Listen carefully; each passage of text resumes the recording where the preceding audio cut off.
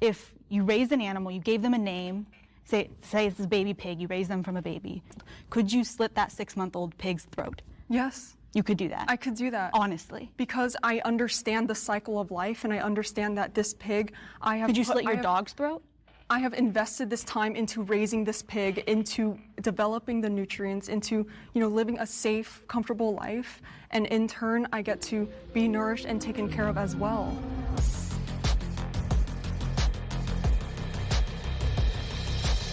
Animals are put on Earth to be eaten by humans. Step forward if you agree with the prompt. So I'm Bella. I am a carnivore, so basically that means I've been on a carnivore diet of eating only animal foods for the past 6 years. I was also vegan for 6 years, right before I went carnivore. So I feel like I do have a pretty good sense of how I feel, my health, and the purpose of the food that I'm eating with both lifestyles. So when I was vegan, I actually lost my period. So I was no longer fertile.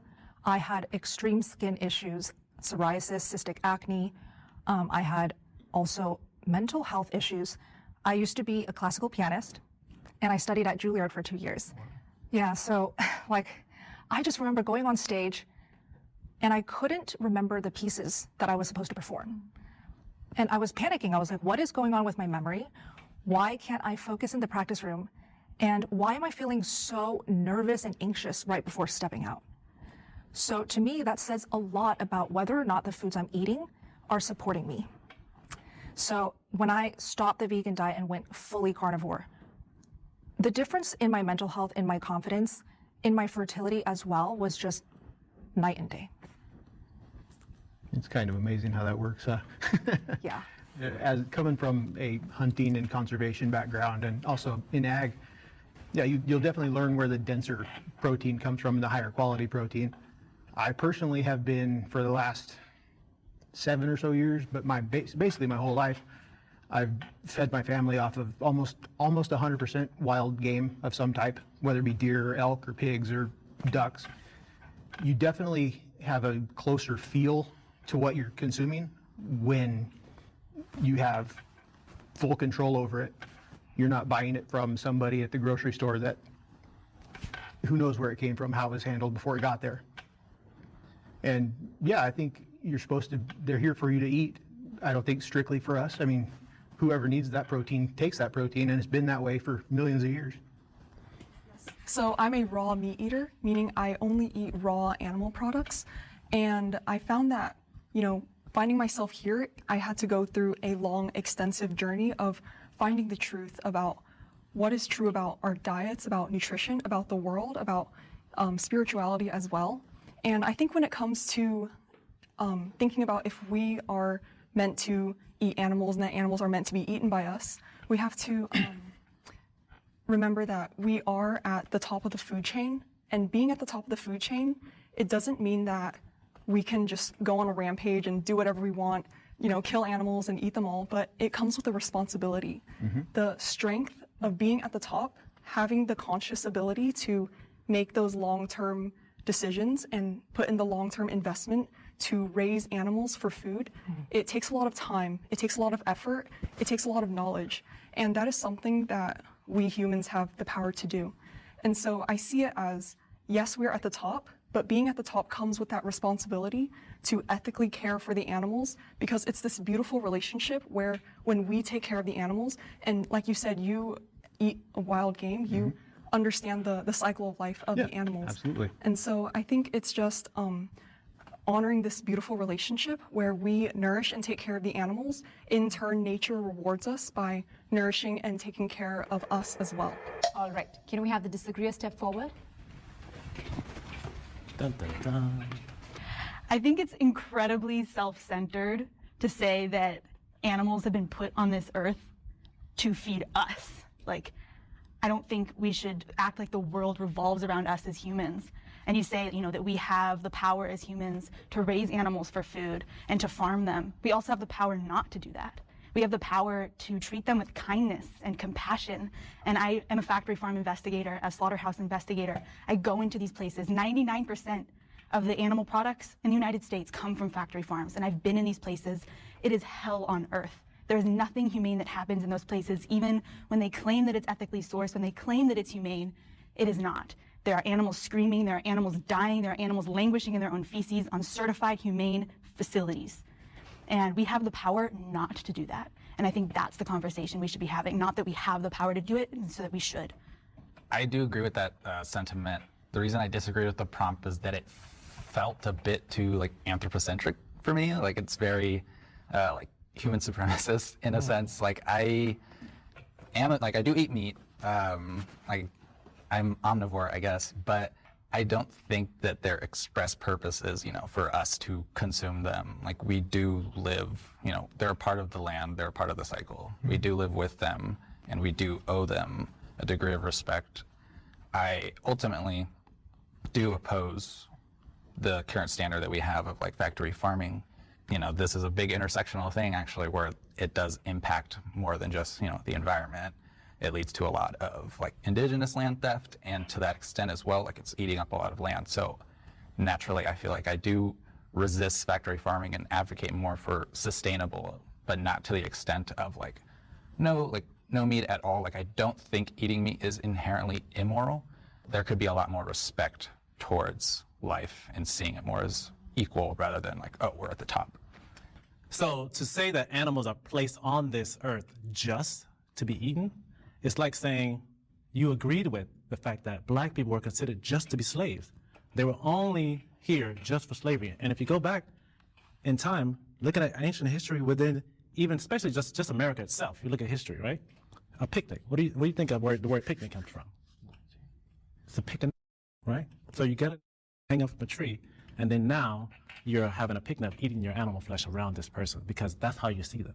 So you're seeing this animal as the same type of individual. Like the animal has no life, it has no existence but to fuel your supposed protein needs that you need, or supposedly your health was not good because your personal experience. But to say that that's your personal experience justifies everybody else's choice that they should eat just because 6 years you did it, you tried it, but now 6 years you're doing carnivore. Oh, it works so well. Yeah, for you to discredit my own experience Yeah, but that's with your own my experience, vegan right? diet. You can't just 6 years of assume vegan that diet. eating So animals are you is... saying that I did it wrong? No, I'm not saying you did it wrong. Right. That's your own And that's personal why I said it, experience. because Exactly. this is my personal. So how can you agree that everybody should eat animals? I never said that. I feel like didn't hear everybody anybody should say eat that. carnivore. Well, that's Everybody what should I eat want to meat. point out. So it's not about everybody. It's your own personal experience, right? Yeah, that's what the problem is. Absolutely. Absolutely. Also, I think it's very unfair to compare the Oh, it's lives not of, unfair. of black people Not unfair. to that of animals. Like you put that in your own words, that it's very similar to the way black people were slaves. We are enslaving animals for food, like completely different. Why do you think that an animal's life is? Yeah, so just to interject on her, so Steak and Butter Gal went on a podcast like a while ago. Daniel Shea already kind of went over this in a clip himself, is just the fact that she was going on, like, because it wasn't like a podcast where it was like she had to defend herself, it was like a pro-carnivore podcast. She was more truthful. So like, when explaining what she was doing when she was on a plant-based diet, she explained that she was on like more like raw foods. She was not consuming any kind of like processed foods at all, which entails also kind of comes along with the fact that she wasn't taking supplements. So quintessentially, we can devise that she was not getting enough B12, like, which is one of the most paramount things that we discuss and bring forward within vegan groups and communities and plant-based communities, is just the fact that, yeah, if you're going to do this, like, there's one especially important thing to make sure you're getting, which is B12. So to, yeah, answer her question, like, did I do it wrong? Are you telling me I did it wrong? Well, based on your own words, yes. The other thing, just to touch on it, they mentioned like protein quality and things. I guarantee not a single one of these people has ever looked into what the PDC AAS score is of different foods. That's like the it's the protein digestibility corrected amino acid profile of different foods. And why that is considered the gold standard is because it not only accounts for the amino acid profile of a different protein source, but also the digestibility of that protein source within humans. So we have many examples of plant-based foods that get perfect scores of 1.0 or close to perfect scores, like in the ranges of like, 0.8 and up from there. There's definitely ones that can be worse, but that is the point. If you are consuming a plethora of these plant-based protein sources, which most people do, you don't need to worry about not getting enough protein, or that protein isn't quote unquote good protein or whatever. Yeah, just very quickly as well, whilst there's a gap. By no means am I criticising the vegans at all, but with what's been volunteered so far, so the hunter guy obviously thinks that what he does is okay because he uses all the animal or whatever he's going to come up with. But they've already kind of said that they've got an agreement with factory farming. So if you were the vegans now, you'd be thinking, right, let's talk about ethics. Let's focus on the fundamental wrong. Let's talk about, like, there's no right way to do the wrong thing. There's no point, again, mentioning factory farming during this, unless you're making a point, i.e. like hunting and factory farming are one and the same thing. Like, and this isn't a criticism of any vegans. This is something like we should all bear in mind. The vast majority of people are against factory farming. So rather than talking about something that they already apparently disagree with, point out all the other things. Get them to understand why it's wrong. And it's not the fact that factory farming is a bad process or it's done in mass or any of these things. It's the fact that it happens, full stop. But that's it. I just quickly want to add here, sorry Keith, I didn't realize that she was following a raw plant-based diet before. That also means the fact that she's lost her period. It normally happens when women undereat calories. The first thing it gives in is obviously your hormones actually goes out of whack. And then, the first thing to go would be your period. So that could also be a symptom of, I'm not saying that's what she did, that raw vegans or raw plant-based diets normally don't eat enough calories to sustain all the bodily function. So that could also be a reason why she lost her period.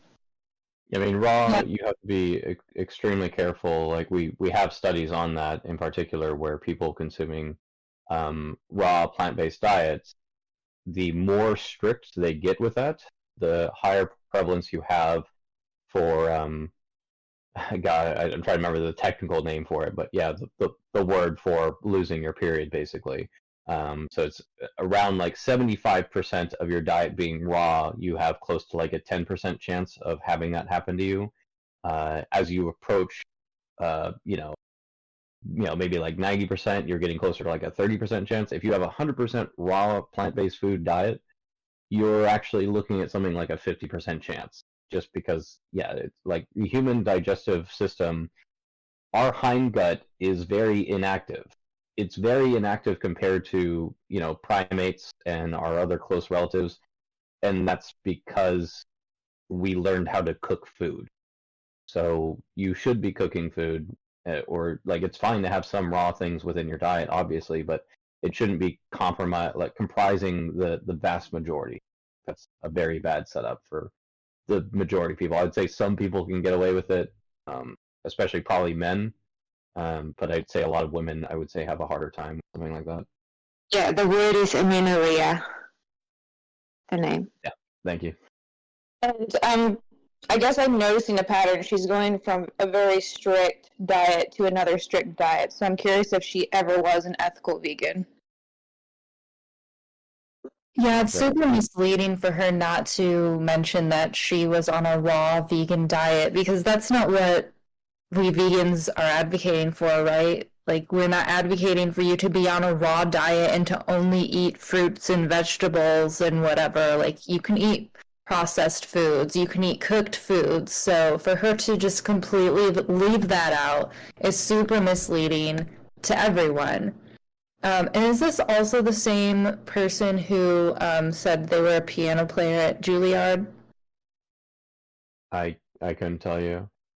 And I don't think she was saying that like her diet was 100% raw. I just, she was saying a good portion of it was raw, and like I was getting at with like that, I'd have to go reference the study, but the study was just showing how, the more you get to that realm of like almost entirety of your diet being raw foods, the higher prevalence you have for that problem. So, yeah, like she could have just been someone who was doing 75%, say, and in that realm you have a 10% chance of this happening, so she could have just been that unfortunate 10% or whatever.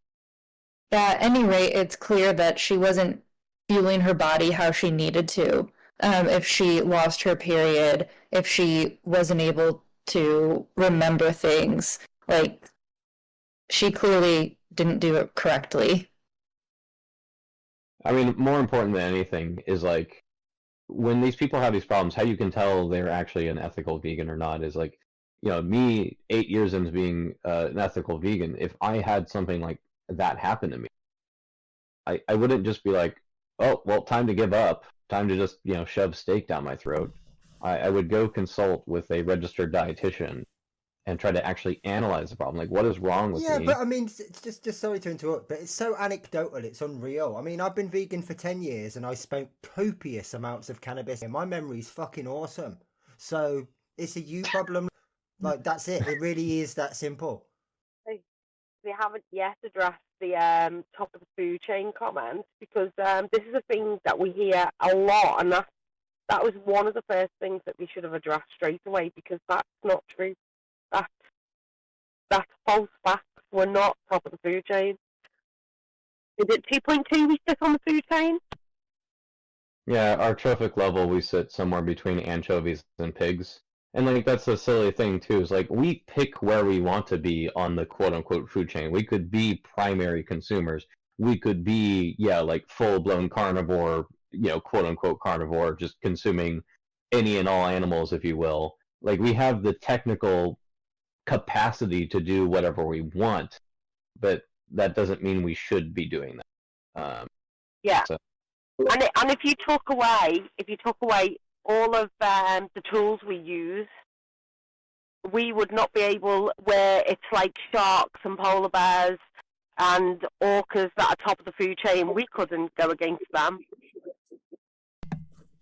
That's right. And like we hear this so often that humans are apex predators, but like we don't have claws, we don't have fangs, we have incisors.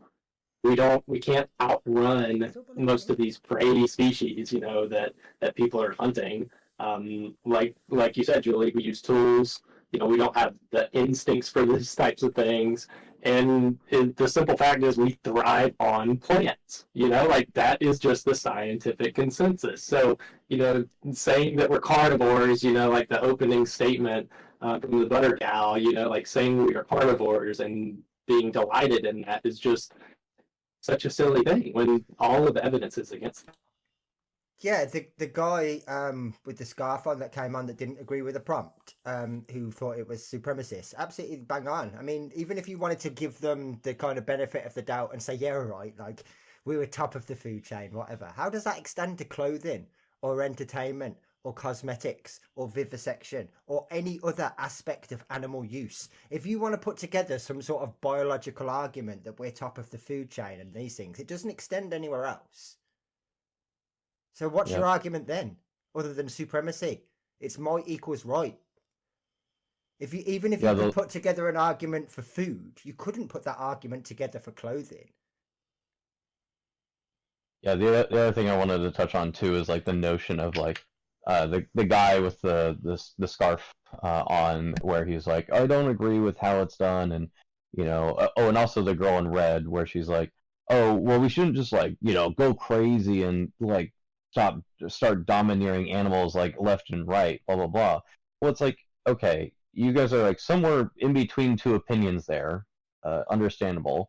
But the red dress lady, like if you have that stance of, oh, we shouldn't just be doing like going ballistic and taking the lives of animals left and right, that's literally, she eats raw, like she admitted she like only consumes raw meat and raw animal products for her diet. Meaning, if everyone on the planet Earth followed her way of eating, you have to do that. There's no other way to do that. You would have to breed into existence countless animals and constantly be, torturing them and taking their lives left and right. And then the other guy who is like, okay, well, I think we should do it on the scale of like, maybe back off on it a little bit and do it in a nicer way. So like the idea that we have of like regenerative animal agriculture or pasture-raised animal agriculture, where they have lots of space to roam and this, that, and the other thing. When you do the math on that, because currently animal agriculture only constitutes about 17% of the global calorie supply, if you swap to only these quote-unquote nice farming methods, you are talking about a calorie supply close to like 3 to 5%. It significantly reduces it because of the amount of land use it requires, the additional resources, etc. So I doubt the guy in the scarf is consuming 3 to 5% of his dietary calories from animal products. It's probably closer to like 30% or 40% or something. So he's probably just honestly a massive hypocrite when it comes to that. Worthless than any other form of social injustice. There is a time when gay marriage wasn't legal, when black people were slaves, and now there's animals that are kept in factory farms and slaughtered for their flesh. What's any different about that? Yes. Because you can't talk to them in the same language? There's plenty of animals that are smarter than humans. A three-year-old child has the same intelligence as a pig. So.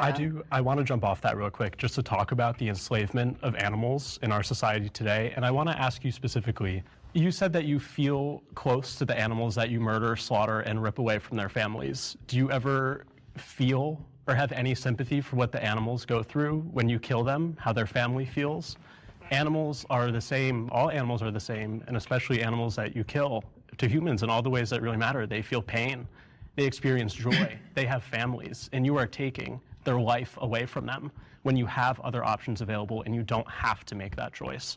In the same way people own pets, they bring pets into their own care, into their own hands. They love them, they house them. They guarantee that these pets are given food, given shelter.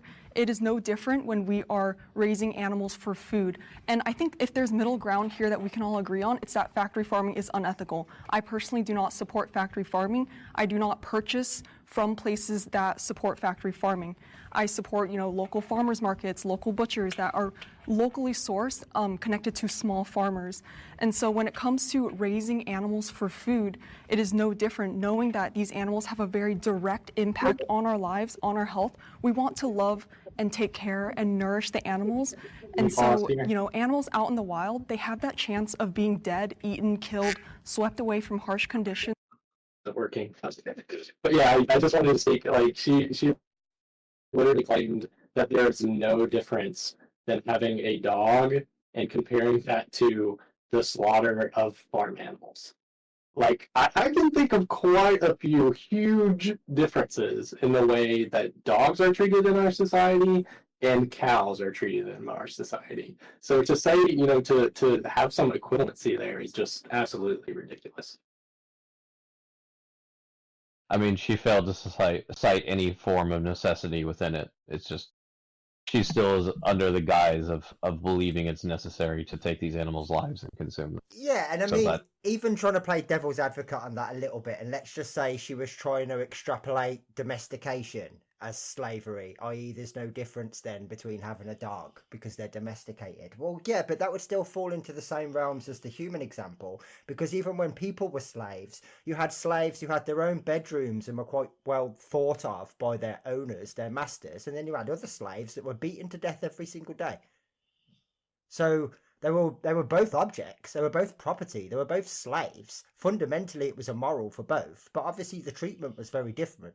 So if that was the point she was trying to make, it didn't help either way. But, I mean, and I'm helping her there.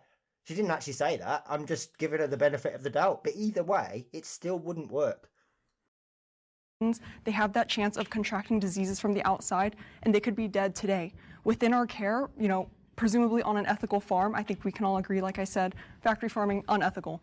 But on an ethical farm, we are taking the animals into our own care. We are giving them that guarantee of being fed today.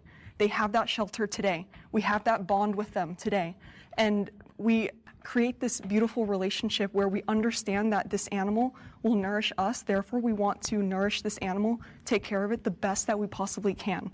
But when it comes to eating animals for food, that is a reality that has been with us for the beginning of our existence. Capitalism didn't exist at the beginning or bane of our existence, and I don't think that it is a reality.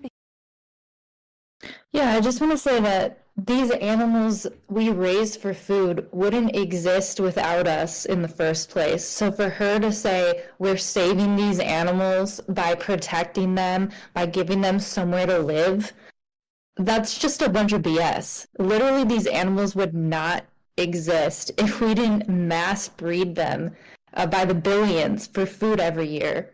So what she's saying is just complete nonsense. And it's also it's completely like. Oh, sorry. Go ahead, Sarah. Oh yeah, I was just gonna say it's oh, now I kind of lost my train of thought. It's also no, you go ahead. I forgot. Oh yeah, no, I was just kind of gonna piggyback and say, yeah, it's complete nonsense. Like she's talking about, oh, you're saving these animals, you're giving them food for the day, love for the day, whatever the fuck that means.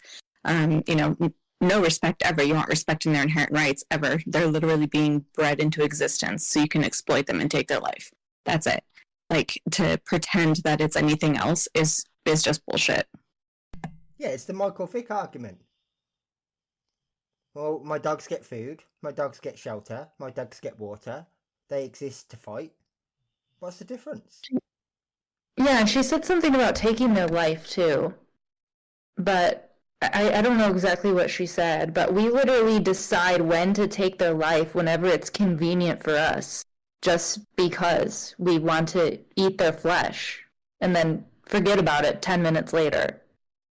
Yeah, which the convenient side of that is simply, are you big enough? So, are you a chicken? Great, you're big enough at 6 weeks old. Congratulations, there's your life. Are you a pig? Congratulations, you made it to 6 months. Are you a cow? You made it to 18 months. Like, it's just insane that we're like, oh, they get these great, grand, beautiful lives. No, the fuck they don't. They get, close to like 1/10 of their natural lifespan, usually in a horrid experience, while they are alive, just to then be completely commodified and have their life stripped from them for a taste pleasure. Yeah, we don't just control their death. We control their birth. Their lives are planned out moment by moment before they're even conceived. Yeah. I mean, and that's even just going back to the origins of it all. Like, I guarantee, Steak and Butter Gal and the Red Dress Lady and these other people, they don't know what the Aroc is. They don't know what the red jungle fowl is. They don't know what a mufflon is. Like, they don't know the original animals that we took out of the wild to turn into the modern day animals we see today in these farms. They don't, like, this is a false, like, narrative. Like, the existence of these animals has been going on for millions of years prior to our engagement to ripping them out of the wild and into our domesticated quote-unquote care. They never asked for it, they never needed it, and now because of what we've done, we've virtually made it impossible for many of them to ever even have the capacity of returning to the natural world. And we look at that as like somehow like, oh, by the grace of God, we've done great things here. No, you've Frankensteined an animal for your personal profit, which is insane. Absolutely. These people don't understand that these animals literally wouldn't exist without us, and the only reason we breed them into existence is to use them from the moment they're born until the moment they're killed. They're quite literally exploited. That's the definition of exploitation. Breeding someone into existence just to use them for your benefit when you don't have to. Because there's 4 people sitting here living proof that veganism is also a reality and also an option. And third, I would say that there is no nourishing the animal when the animal didn't have to be brought into existence in the first place. And as a vegan, I don't think that most of us support the breeding of dogs or pets either. And when we rescue our animals, they don't have a demise of being slaughtered at the end. I would never slaughter my dog. When you're talking about caring for animals that aren't animals, we're not talking about slaughtering you mentioned that you at the same time, dogs provide. Okay, go ahead. You mentioned bringing a dog into your home and how we have this relationship with our dogs or cats or other animals in our home, and compared that to animals that are used for food. I would never, end my dog's life by killing them or I wouldn't murdering either. them. Like I want to be very clear. I would your not do that dollar either. and your consumer choice is promoting and supporting the killing of these animals that feel the same feelings as our dogs that we bring into our home. But when we bring a dog into our home, aren't we receiving a benefit from that? We are receiving companionship. In return, we are giving this dog food, house, shelter, and love. Same thing for when we eat animals. We are, Do you we personally benefit. Yeah, I just wanted to point out that she was literally just like 2 minutes ago making that equivalency, about the animals, right? And how they're treated the same. But all of a sudden, when the vegans bring up that you wouldn't slaughter a dog, all of a sudden, there's special pleading here, right? Like that's kind of convenient. Yeah. I mean, Jack has done a great job of explaining this particular topic in the past where, oh, well, we're taking the dog and we're getting great gratification out of living with them, blah, blah, blah. It's like, yeah, that might be the case that does occur, but the vegan mindset would be that I took an animal out of a horrible situation, I brought them into a better situation, so they were at a pound or a shelter or whatever, and they were facing potential euthanization or something like this, and you took them out of that bad situation to give them a good life. In a vegan mindset, it wouldn't matter if that dog was going to give me cuddles or affection or play fetch with me. I wouldn't expect that of them. If they chose to do that, that's great. If they enjoy it, fantastic. But I'm not going to have it as an expectation where, oh, well, this dog won't cuddle with me, so I'm going to take him back to the shelter. Yeah, That and would be absurd. the question, the main question, the serious question is, why are dogs in shelters? Because people breed them, right? Because they're a commodity, because they're a product. They're much better thought of than cows and pigs. But the reason that we have vegans rescuing them, or dogs in shelters, or cats in shelters, is because we have breeders. And so the fundamental wrong is the same for both. For as long as human beings see non-humans as products or animals that they can breed to make money from in some way, shape or form, whether that's for food, for clothing, or just as a companion animal, then we will see this continue, and there will always fall an obligation to rescue those animals, just like there falls the obligation to not consume them. For as long as the bad people do the bad things, the good people need to do the good things. The solution to both is to stop breeding animals.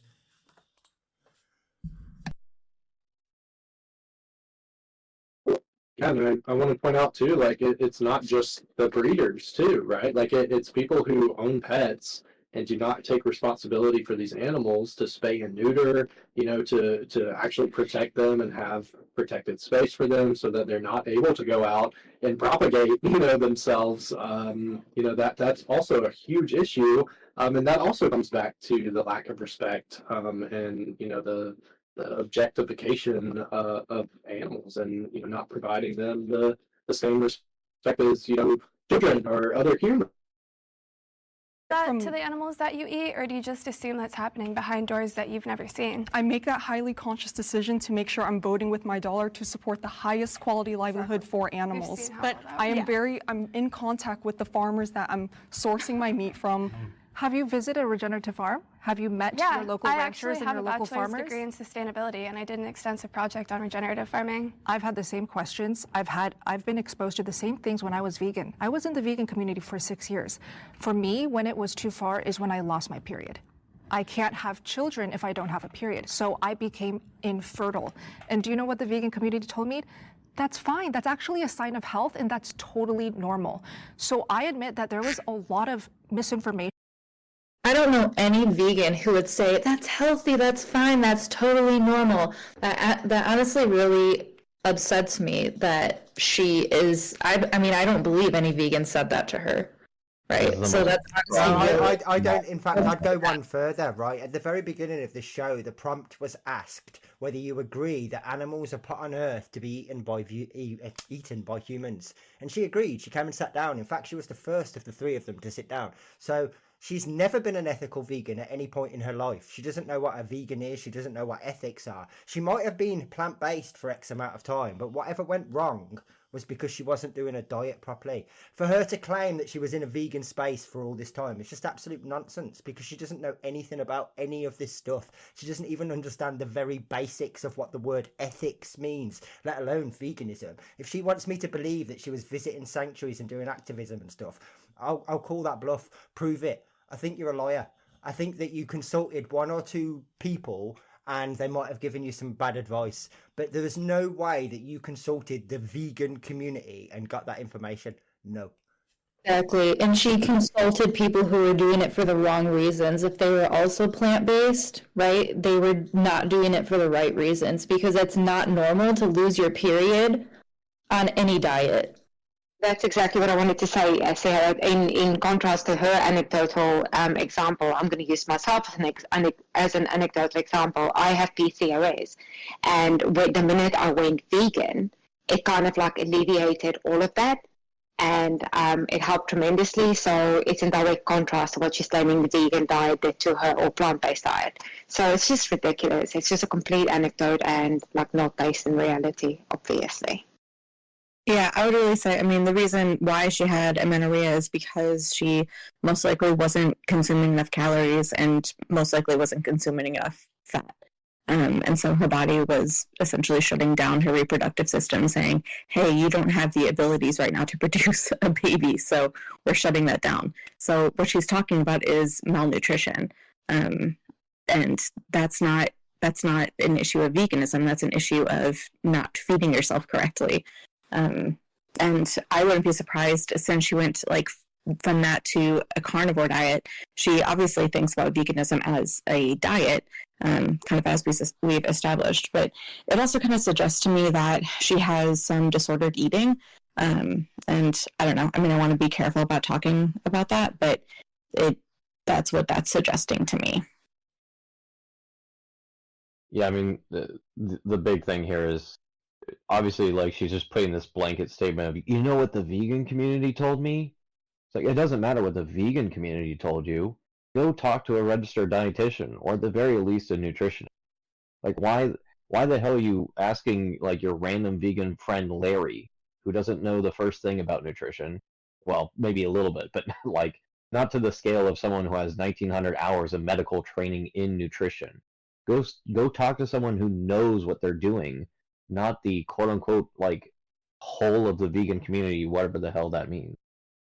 And brainwashing going on for myself, and I'm speaking for myself. I can respectfully listen and understand your point of view. I was there myself, but my brain just opened up and I had to face, is it going to be my health, or is it going to save the animals no matter what? At some point you have to decide, is it worth sacrificing my health for a religious ideology? I'm fully healthy. Yes. I think if you're an anomaly, there can be an exception to be made, but I've been vegan for 13 years, vegetarian for 23 years, and I'm extremely healthy. I get blood work done yearly. I lift weights. I can run a mile in under 7 minutes. I mean, you're an anomaly, and I think that there are other anomalies in existence, but I don't see how your one experience, I mean, we don't know what you were eating, how you were treating yourself in your day-to-day life. I was eating a whole foods, plant-based diet. I was not even eating any processed vegan foods. I don't think no there's mock anything wrong with meats, processed just vegan whole foods. foods. At this point, you'd be going, okay, I'm going to test what you've said, right? You said you were part of the vegan community for 6 years. You've just made a pretty serious allegation about some advice you were given. So I'd be saying, right, okay, I'll give you the benefit of the doubt here. Your health absolutely is everything. I'm not going to mess with that. So I'm assuming that you don't wear animal products. I'm assuming that you don't wear makeup that's tested on animals. I'm assuming that you advocate to all of your friends that don't suffer the same health conditions that you do, that they should be vegan. Because you still agree with this sentiment, surely. And like, unless that comes up, it's pointless trying to argue with her about how she did her diet. You might as well just test whether she was ever vegan or not. And at least then the 3 people that are sat next to her that think that she was vegan can realise that actually she's full of shit, at the very least. Well, she is on the carnivore diet, so, I mean. Yeah, I mean, without knowing what she does clothing-wise, I'm pretty sure I have come across her putting beef tallow on her skin because it's quote-unquote the best thing for your skin health. You need to track your micronutrients, your macronutrients, your vitamins. So you're saying she didn't do it right? I don't know if she did. I can't see her history of what she was eating every day. Look, I'm sorry you had a bad experience and that you lost your period and that people weren't nice to you about it. But I think, like, I can't stand what's happening to the animals. I've been to some of the darkest places on earth where these animals are tortured by the hundreds of thousands. And, you're saying that, you try to source local, and I get that. And I think it's great that you care about animals. I appreciate that a lot.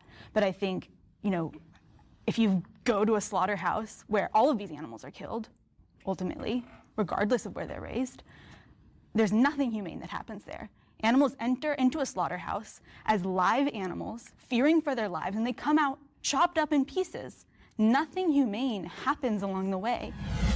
Animal rights are just as important as human rights.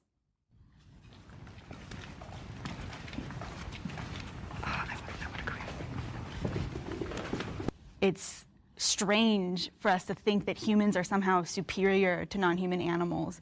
We don't question whether non-human animals can see. We don't question whether they can hear. But for some reason, we question whether they are sentient, whether they feel pain. And we question those things because it's convenient for us, because it fits our narrative and it allows these corporations to profit off of their existence, or individuals to profit off of their existence. And I don't view animals as any different than humans. I think that we are all morally equal. And some of my best friends are non-human animals. I run an animal sanctuary, Happy Hen Animal Sanctuary, and I've saved over 1,000 animals. And every single one of them is an individual. They have big personalities and they love to explore, and they all have different favorite foods. One of the chickens who I've rescued, who came from a factory farm, he kind of imprinted on me as a baby, and he was terrified to be left alone, and even if I left him with someone else, he would cry. He just wanted to be with me all the time. He would follow me everywhere. His name is Glenn, and I can't look at Glenn and love him any less than I love my human family, even though he's a chicken, and a lot of people think that's ridiculous. But I think a huge part of the issue is that so many of us humans, we've distanced ourselves so much from non-human animals, and we need to reconnect with them and remind ourselves of their individuality and how important their lives are.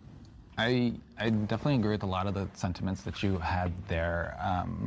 Where I come from is, when I approach at least veganism, ideologically, I do agree with the standpoint of respecting an animal's right. It's an individual, and I kind of make that same connection when it comes to hunting as well.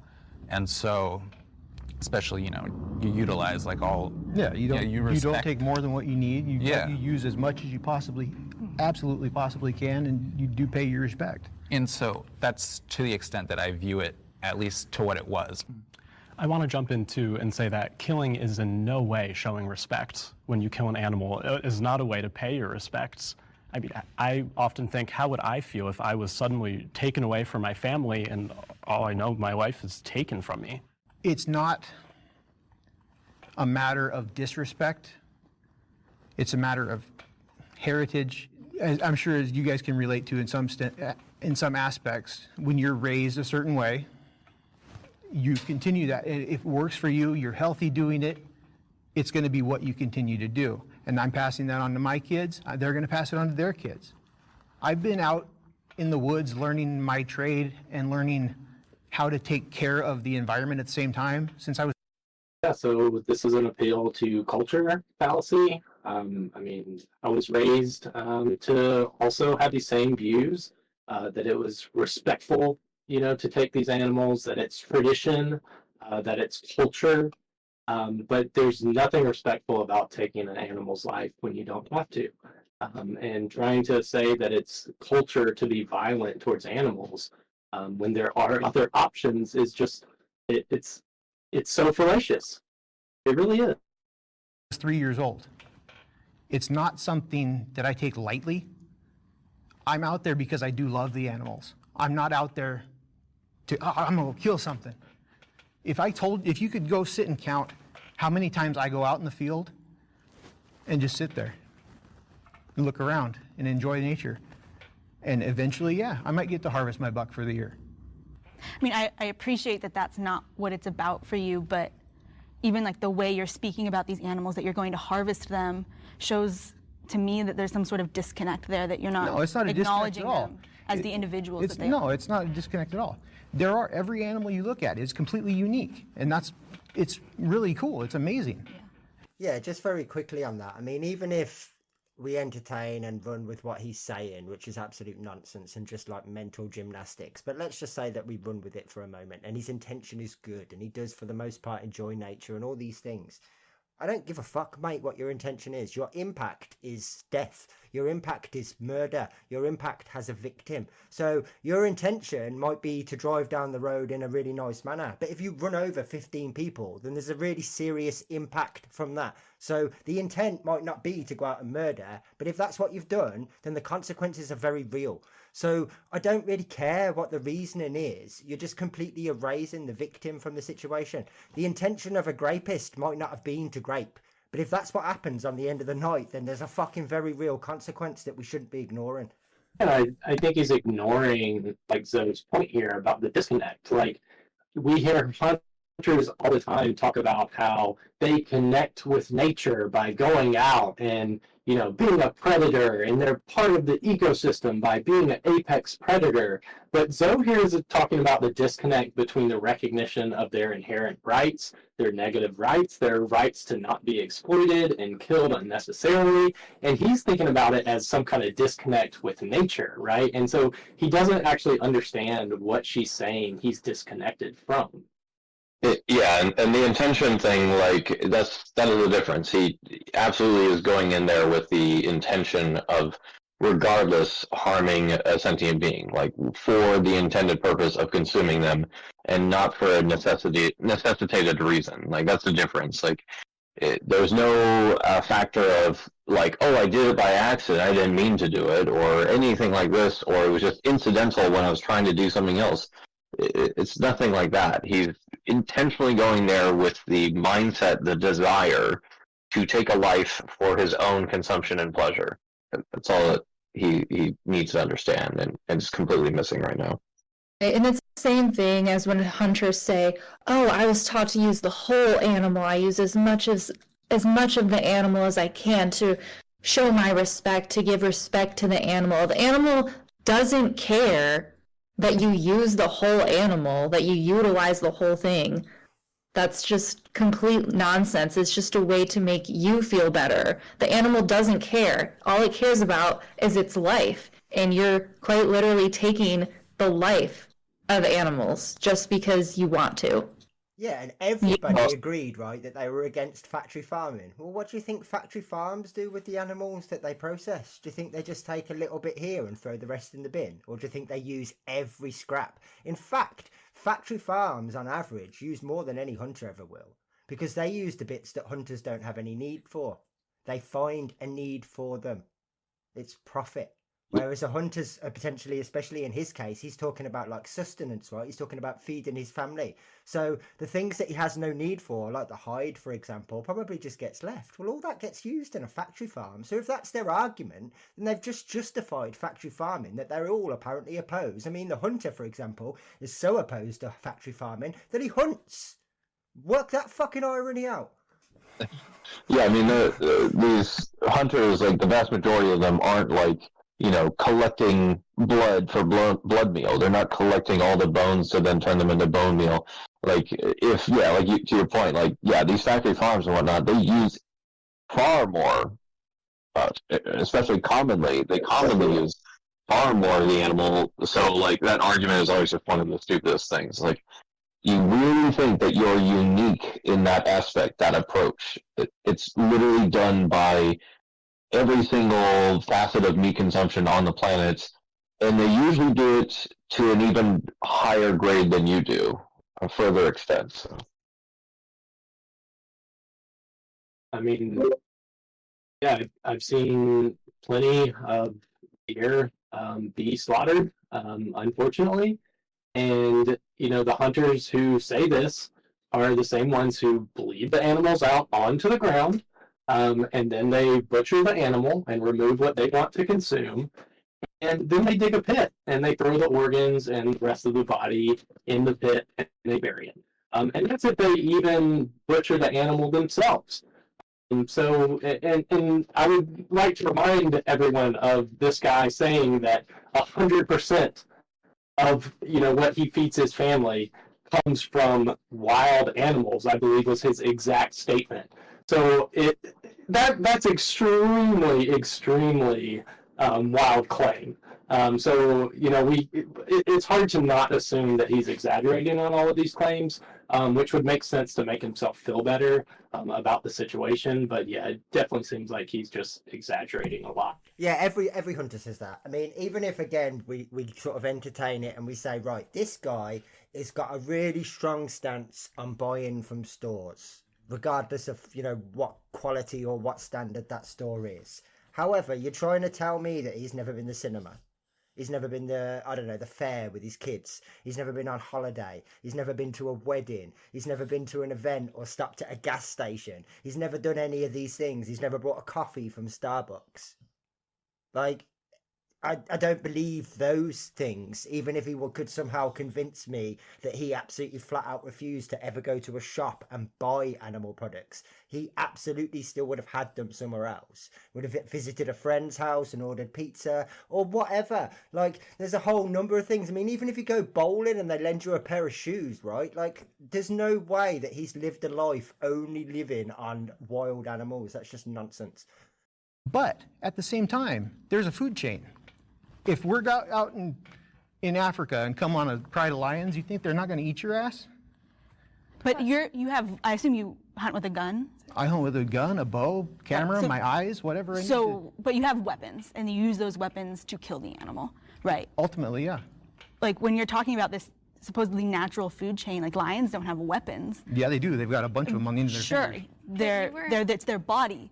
We're not going out sinking our teeth into the throats of animals and ripping. If we could, we would. Their throats out. But we can't, so it's not really the food I can't chain fly any either. longer. Should I not get on an And airplane? let's remember. Well, no, because my question is, if a gun wasn't given to you as a child, would you have invented that piece of technology yourself? If not, I don't believe you have the right to use it because it's no longer the natural food chain. Do you know how to make shoes? What? Do you know how to make shoes? This isn't taking the life of somebody It doesn't else. matter. And I'm not, this has nothing You don't to have do with the food chain. You don't have the right to wear shoes if you don't know how to make them. How does that sound? Food chain is such an obsolete and outdated term in today's society. Can a lion go to the grocery store to purchase their dinner? No. Exactly. I think a huge difference between, whether or not you have the right to use something like shoes is, in theory, ideally shoes are made by someone who's consenting to make them. And Obviously, so that's not always what happens, but The bug you stepped on the way in here wasn't No, I'm consenting very to careful be... not to step on We're that. talking about conscious choices we make in our everyday life. Okay. Doing the best we can to help, respect, and uphold animals' lives. And you have other options available. You don't have to take an animal's life, but you choose to. Well, and that's should what I we're feel talking upset to you because about. you guys are eating my food? Most of the animals that are consumed by humanity, they don't even eat other animals. They eat nutrition from the ground, and so, or they get fed soy or what have you. And so it's like we're making this distinction that we have to eat them, but we're basically eating the middleman in order to get the nutrients that we need from the ground that the animal is getting anyway. Nah, I understand what you're saying. I get it. But at the same time, just being on a plant-based diet is not going to work for me. I can tell you, I don't need to try it. I'm not going to try it. But I completely respect you guys for doing what you do. That's fine. I always come by the motto, live and let live. I really don't care. You guys do your thing, I'll do my thing, and we're good, But you're not Live living is in ironic when you're killing. I'm not talking about that right now. I'm talking about, You just said it. Very It doesn't contradictory. just extend to No. humans. That's I'm human talking about you supremacy. four individuals right here, right now. I'm not talking about Bambi. I'm not talking about Baloo the bear over there at Disneyland. I'm talking about you guys right here. But what's the difference between letting me live and... Did you notice how he Yeah, so- fictionalized those animals? He picked two animals and Right. he fictionalized both of them. Yeah, I noticed that. Like, and he's very triggered. He is. He's so triggered. Yeah, and I mean, he's making a special pleading argument, right? As soon as they called him out on his hypocrisy of live and let live, right? Enzo says, well, you're not, letting them live. And he's like, well, I'm not talking about that. I was talking about this other situation, right? And it's like, that's exactly the definition of special. Hold on, isn't this the topic where they all agreed that animal rights are as important as human rights? Or am I getting that wrong? No, I'm assuming, unless I've got it wrong as well, that everybody that sat down agreed. The only person that disagreed is the one in the red dress that still stood up in their own. Okay, so they're all talking about how animal rights is just as important. He says live and let live, except that he's actively going out and taking lives. Like, what? Well, so far, the subject of rights hasn't been mentioned by anyone, in fact. Yeah, that's a good point. So, I'll wait for it. I'm assuming the carnivores aren't talking about the right to live when they're talking about animals, right? Otherwise, how would they agree with that statement? Yeah, I would say it comes back to their arguments about welfare, right? Like they say, yeah, it's as important, right? And they do the same special pleading where it's like, well, it's different how we, apply these rights to humans versus non-human animals. And so they would say, well, as long as we treat them good, it's okay. And they have all of these special pleadings because they don't want to recognize that they do have these exceptions, right? Where they say, they're not willing to actually provide negative rights. Yeah, they're obviously in agreement that animal rights in terms of the legal term is as important, not in terms of like moral rights, inherent rights. They don't even recognise that concept at all. It's just the fact that like, hey, yeah, there definitely should be welfare legislation that says you're only allowed to cram 4 chickens into this gap. That's what they're talking about. And letting a non-human animal live, like, I don't think that it would be any more wrong for you to kill me right now than it would be for you to go and kill a chicken right now. I think that would be morally And that's your point of view, and that's fine. You're allowed to feel that way. All right, can we have the disagreeer step forward? If we're thinking about animals' rights being equal to that of humans' rights, I feel like that is us not really valuing our own lives. If we see ourselves as equal to that of the ant on the floor, or like an animal where another animal is going to eat that animal. Like, you don't see animals who miraculously become vegan. And I think that, when you see yourself at this subhuman level, you don't really value yourself. And I think when it comes down to it, if it comes, there's an animal in here trying to attack all of you, I would value each and every one of your lives over that animal. And so I think when it comes to our rights, I just don't see us at the same level as animals. I would choose the human life over the animal. So if someone was attacking all of us in here with a gun, would you jump in and be like, yo, shoot me? Or would you try to protect? Yeah, I mean, it's a false dichotomy, as we all know. There's no one or the other option. Like, why do people do this? Like, we're asking them to pick which one they feel is more important. It's completely irrelevant. Just respect them enough to see them as more than objects or products. It really is as basic as that. Nobody's saying that you've all of a sudden got to care about ants more than your family members, which is what she's alluding. Like, if it's basically the trolley car problem that everybody always produces, but that's just a false dichotomy, because the third option is neither, and that never gets talked about.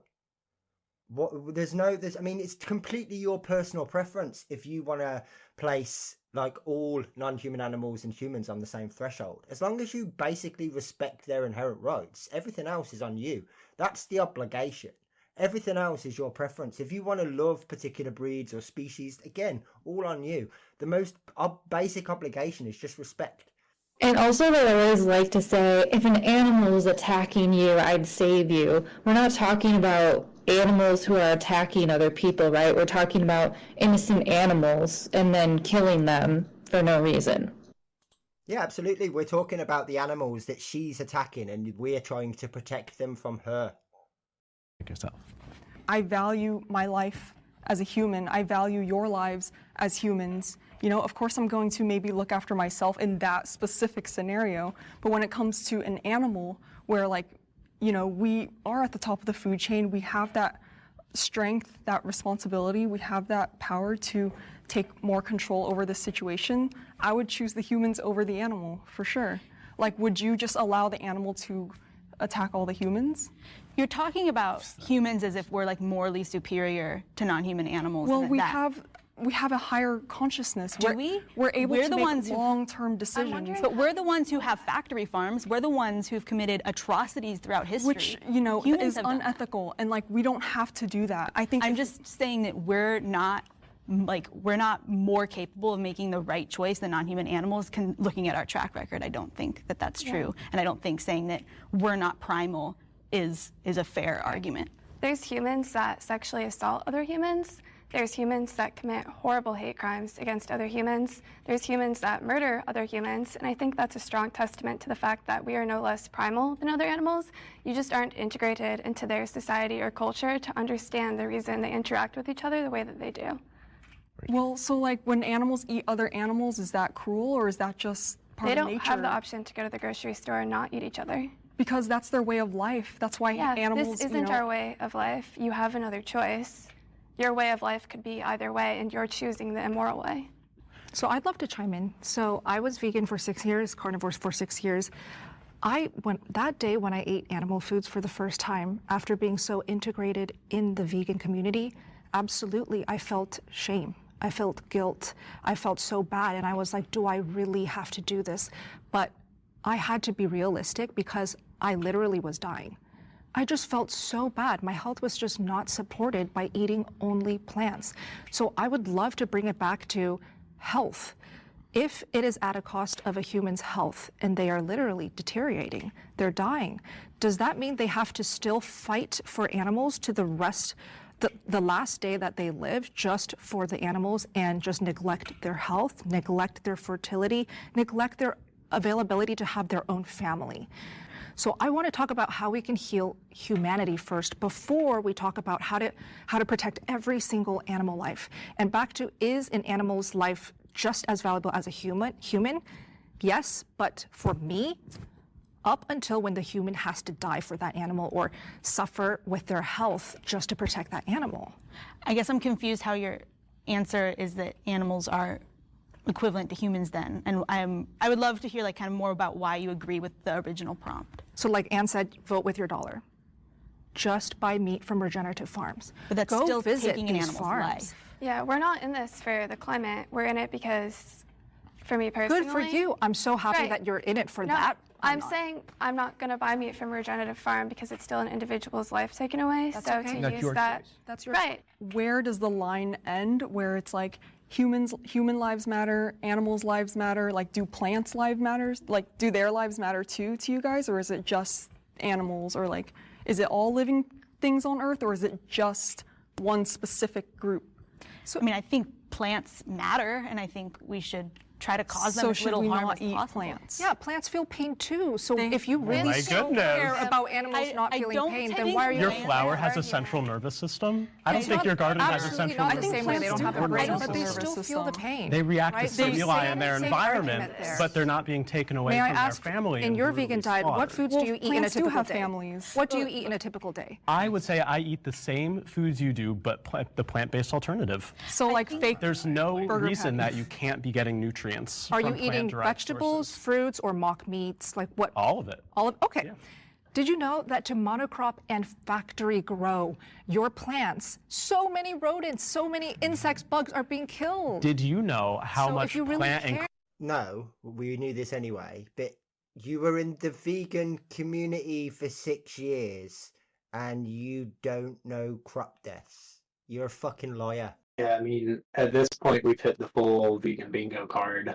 Just about every fallacious argument, that is so common in, anti-vegan kind of arguments has been hit at this point, just in the last, few minutes. So, pretty wild. Microphone and the wire fell out. But no, I was just literally saying, I mean, just whilst there's the pair of us here, we can run this to the end.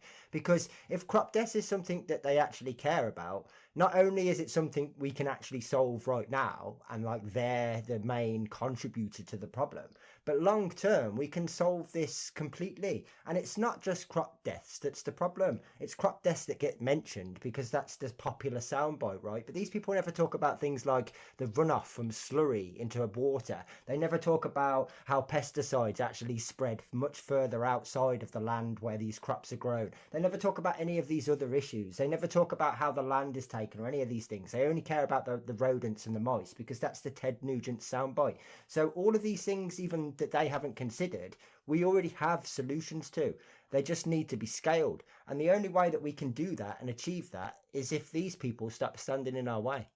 And I mean, crop dust is like appeal to hypocrisy and also an appeal to futility, right? Like, why should we not kill animals if you're also having to kill, animals in the crop fields? And it's like, well, we can do plant-based agriculture better, right? Like, we can address, like you said, Andy, like, we can make crop farming better and reduce crop deaths, especially if we reduce or eliminate the top contributor to the consumption of crops, which are farmed animals. So, like, not only is it the two fallacious reasonings behind the crop death argument, but, like, we can improve agriculture. But we cannot improve the killing of animals. There is still an inherent rights violation, a direct rights violation compared to the indirect, killing of rodents and other animals in crop fields. So it's just bad arguments on top of bad argument.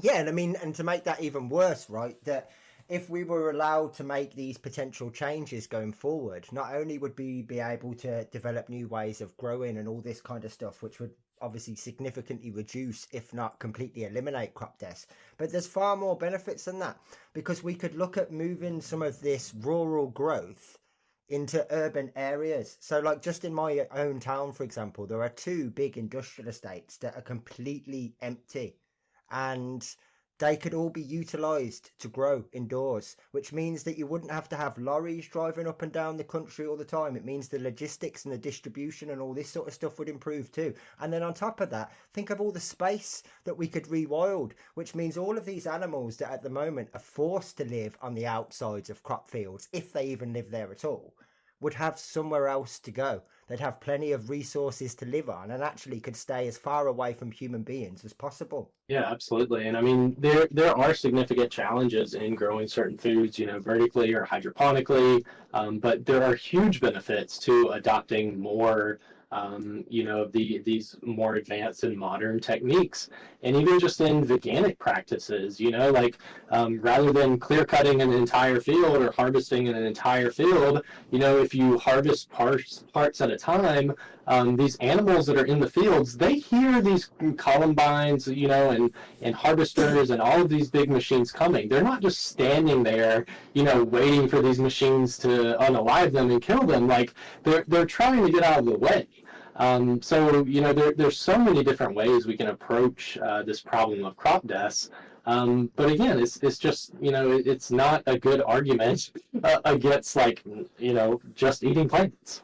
No, and just very quickly as well, because I don't want to go on and on and on about this topic, but I've had a number of conversations, good conversations, with arable farmers, with crop farmers that aren't vegan by any means, or even necessarily supportive of it, who will say, well, no, of course that doesn't happen, or of course we do everything in our power to eliminate it or avoid that because it's inefficient for us, regardless of the ethics involved. I mean, if a combine runs over a deer, not only does that create a huge amount of mess, but if they're siloing grain, for example, then all of that's going to be covered in blood and guts, which has all got to be cleaned, and none of it can be sold. The machine potentially could be damaged. They can't work for hours. It's not difficult to actually have a little bit of a search around and realise that there are a number of quite big farms now that grow huge amounts of products that use all sorts of different technology, anything from sound emitters to drones, to monitor these fields before they get harvested, to eliminate this as best as possible. Same as I was just reading something just a couple of days ago on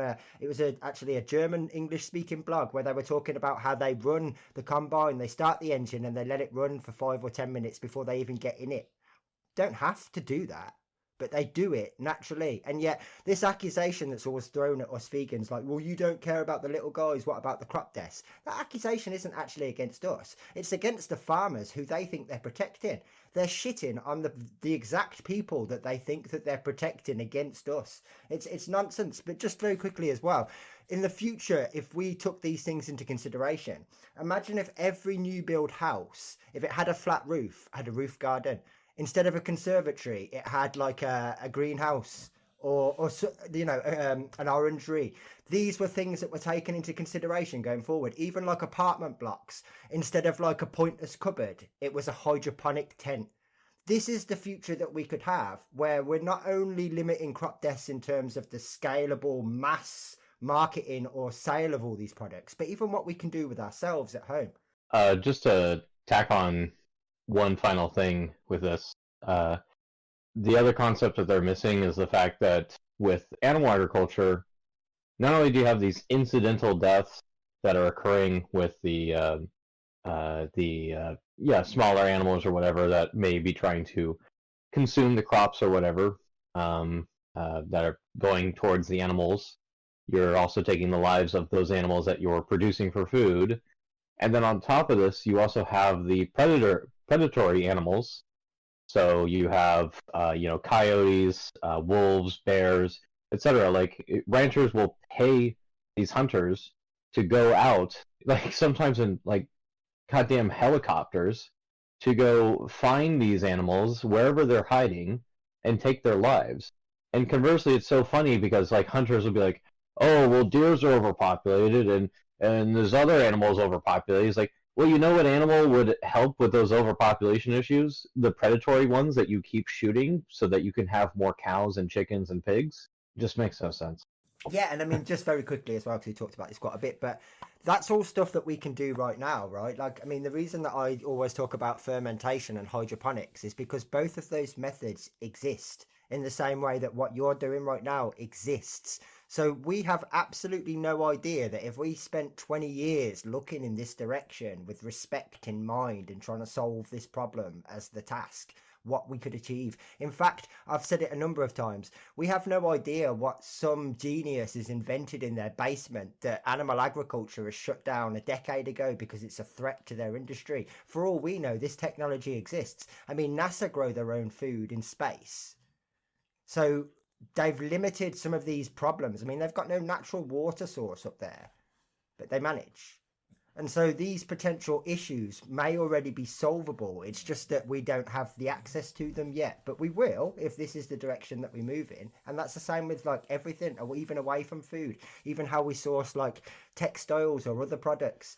We don't care about who is affected at the moment.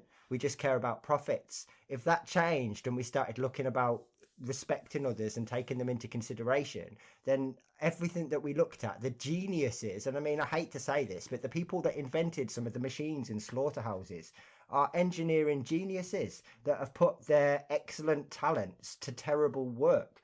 Whereas if they were looking in a different direction and they were looking at curing this problem rather than perpetuating it, then all that talent still exists. Crop growth goes into feeding the livestock, that you're consuming. That is nourishing the animals that you're trying But to eating save. animals it kills so many more plants. All this talking has worked me up an appetite. I hope those ghost pepper chicken survives. No.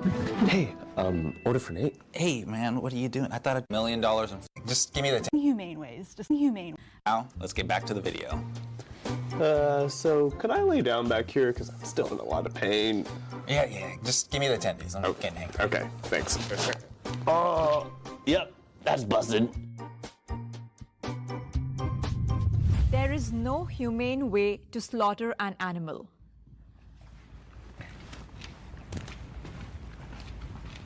I think there are especially inhumane ways to slaughter an animal. I'm actually currently wearing an ankle monitor, and I'm facing up to 5.5 years in prison for rescuing chickens from a particularly cruel slaughterhouse. Thank you. Thanks. That's awesome work. It's a Purdue's Petaluma Poultry Slaughterhouse, and they were exposed for boiling chickens alive and other atrocities. And I mean, which is obviously sadly more common than people think in slaughterhouses.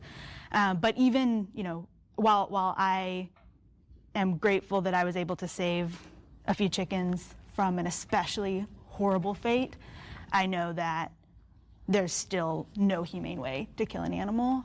I look at it in the same sense that humane and slaughter, actually, they don't go together.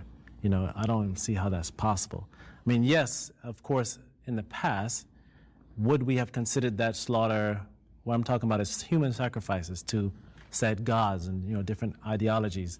They would take the first virgin or whatever and sacrifice them, and she didn't want to go, but of course, the people thought that that's the way it should be.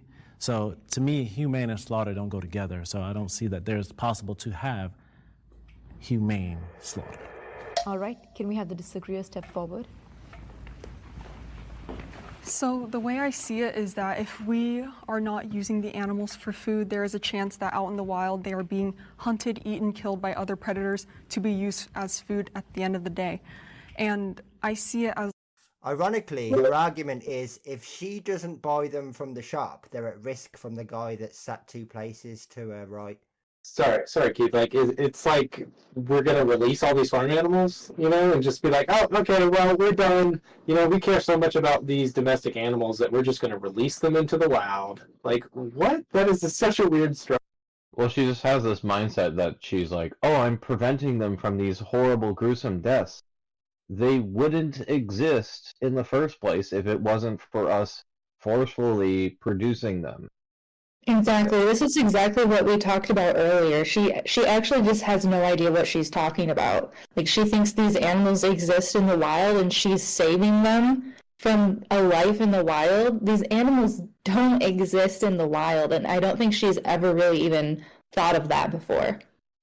It's like the scarcity of life is what gives our lives value, right? The fact that death is coming for all of us is what makes our lives so beautiful and meaningful. And animals fully understand this. When they're out in nature, they're living in constant awareness of their own survival. They play this balance between being predator and being a prey. They know that survival...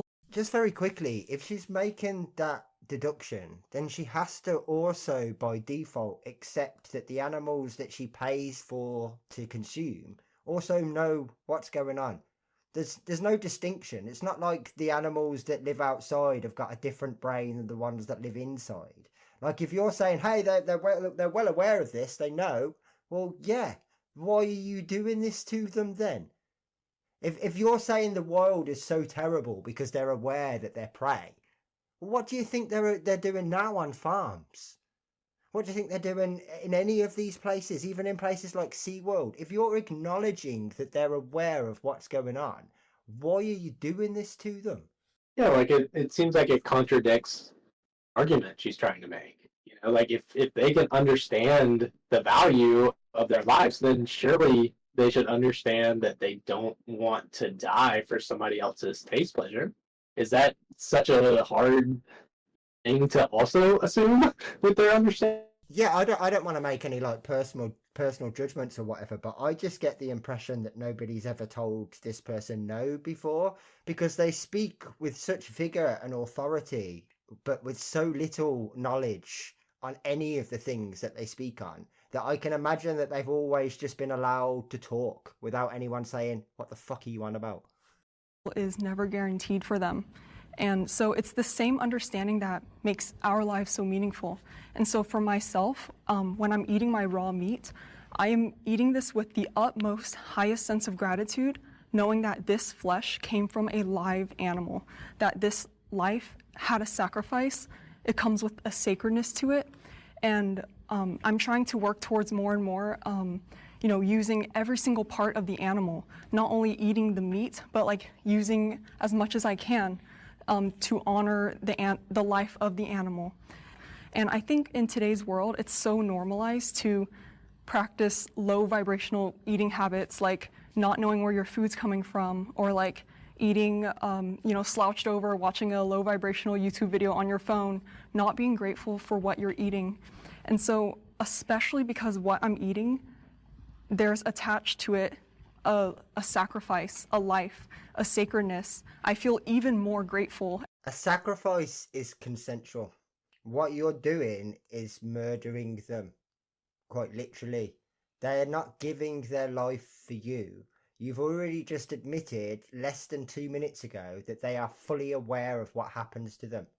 So you know they're not consenting to die. You know that they will go in there unwillingly. So that's a complete contradiction. And more mindful when I'm eating it, understanding the value of its nutrients and that it took years for this animal to develop its nutrients in order to nourish me.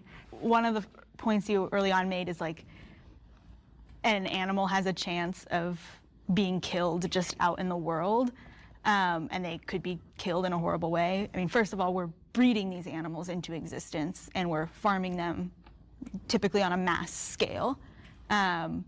There's not really, that element of it. But also, I could say the same about you or myself. There's a chance that when I walk out of here today, someone will stab me to death. That is a real possibility. Would that make it the most ethical thing for you to more humanely kill me right now? But it helps us understand like the scarcity of our life, the value of our lives, knowing we could walk out of here and be stabbed. That's why our life is so meaningful. That's why it's so meaningful to eat the animal knowing it comes with a sacrifice. It doesn't have to be an inhumane way. You can still respect and honor that. I don't find meaning in my life because I know that I might get stabbed to death when I leave You don't here. find meaning in your life because you know that our life is temporary here, that we are going to die one day. That is what makes living like each moment so valuable. I disagree. I don't think that I'm afraid of dying or value every moment of my life more because it could be taken away from me. I value the connections that I have with other individuals on this planet, and I don't think about dying. I mean, that's really just not the meaning of life to me. It's not to exist or exist longer. It's about what we do while we're here. And I think the main takeaway here is sort of what you said, where it's about the idea of, yes, all we truly have is our life, and all animals have is their life. And so I would pose to you, who are you to take away another animal's life, when really, in essence, like you were saying, that's all we have? Who are you to give death to that animal? Who are any of us to do that? In that regard, our lives are our own, and we shouldn't be taking the lives of others when we don't need to. Again, for me, it's so important that we talk about what is going to support optimal health. Anne said she wants to survive. I want to survive and thrive. You talked about wanting to have a meaningful life, meaningful conversations, maybe meaningful friendships and relationships. If eating meat, sustainably raised, can support somebody having a meaningful... Yeah, just very quickly, because it's the third time she said that now. I don't know whether people think this buzzword kind of, helps their claim in anything. But what do they think sustainable means? It means that it can continue.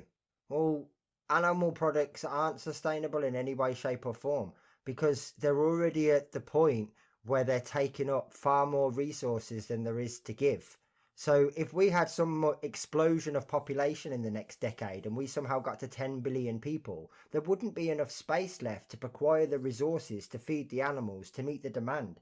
So I have no idea what she thinks sustainable meat is, but it's nonsense because it all ties back into this original point that should have been nipped in the bud 25 minutes ago, that factory farming and backyard farming and hunting are all the same thing. Because you're just seeing another animal as a resource or a product. So for as long as she in the white top, the ex-vegan, sees an animal as a product, then the hunter will as well. And so will the person in the red dress. And so will the person who is going to Walmart and buying their flesh from there, who doesn't care about where they source their products from. They're all in the same boat. So I don't understand what this argument is. When people make an argument for, let's go back to the old days. Well, do you not realise how we got to where we are? I mean, once upon a time, animal agriculture was all backyard hens. It was all small farms. It was all locally raised. That's how it existed from the get-go. As times moved on, factory farms have come into play because that demand has grown and grown and grown, and it can't be met by what you're suggesting. There is no sustainability there whatsoever. So it makes no sense to keep saying this over and over again like it's got any tangibility when it's absolute nonsense. Yeah, I mean, these people are not interested in a practice that actually feeds or cares about the world or the people or the animals on it. Like, we're wanting sustainability. And I won't even get into like greenhouse gas like in this conversation. We're talking about currently, for all of its pitfalls, the most land like conservative method of producing animals is factory farming. It's like the best way to conserve the most amount of land while still producing a heavy amount of output of meat products. And regardless of that, or rather in spite of that, we have a system where we dedicate 80% of our agricultural land on this planet to animal agriculture, yet it only constitutes roughly 17% of our global calorie supplies. And it's not even like it's better when we're looking at specific countries. Like in the US, it's about 24%. So we're looking at a system that does an abysmal amount of the calorie supply, and it's also only about like 1/3 of the protein supply. So in spite of using all this land, it's a horrible output for calories and protein. And then on top of this, if we were to again swap their system, let's only do non-factory farming, let's do regenerative agriculture, animal agriculture, let's do pasture-raised animal agriculture.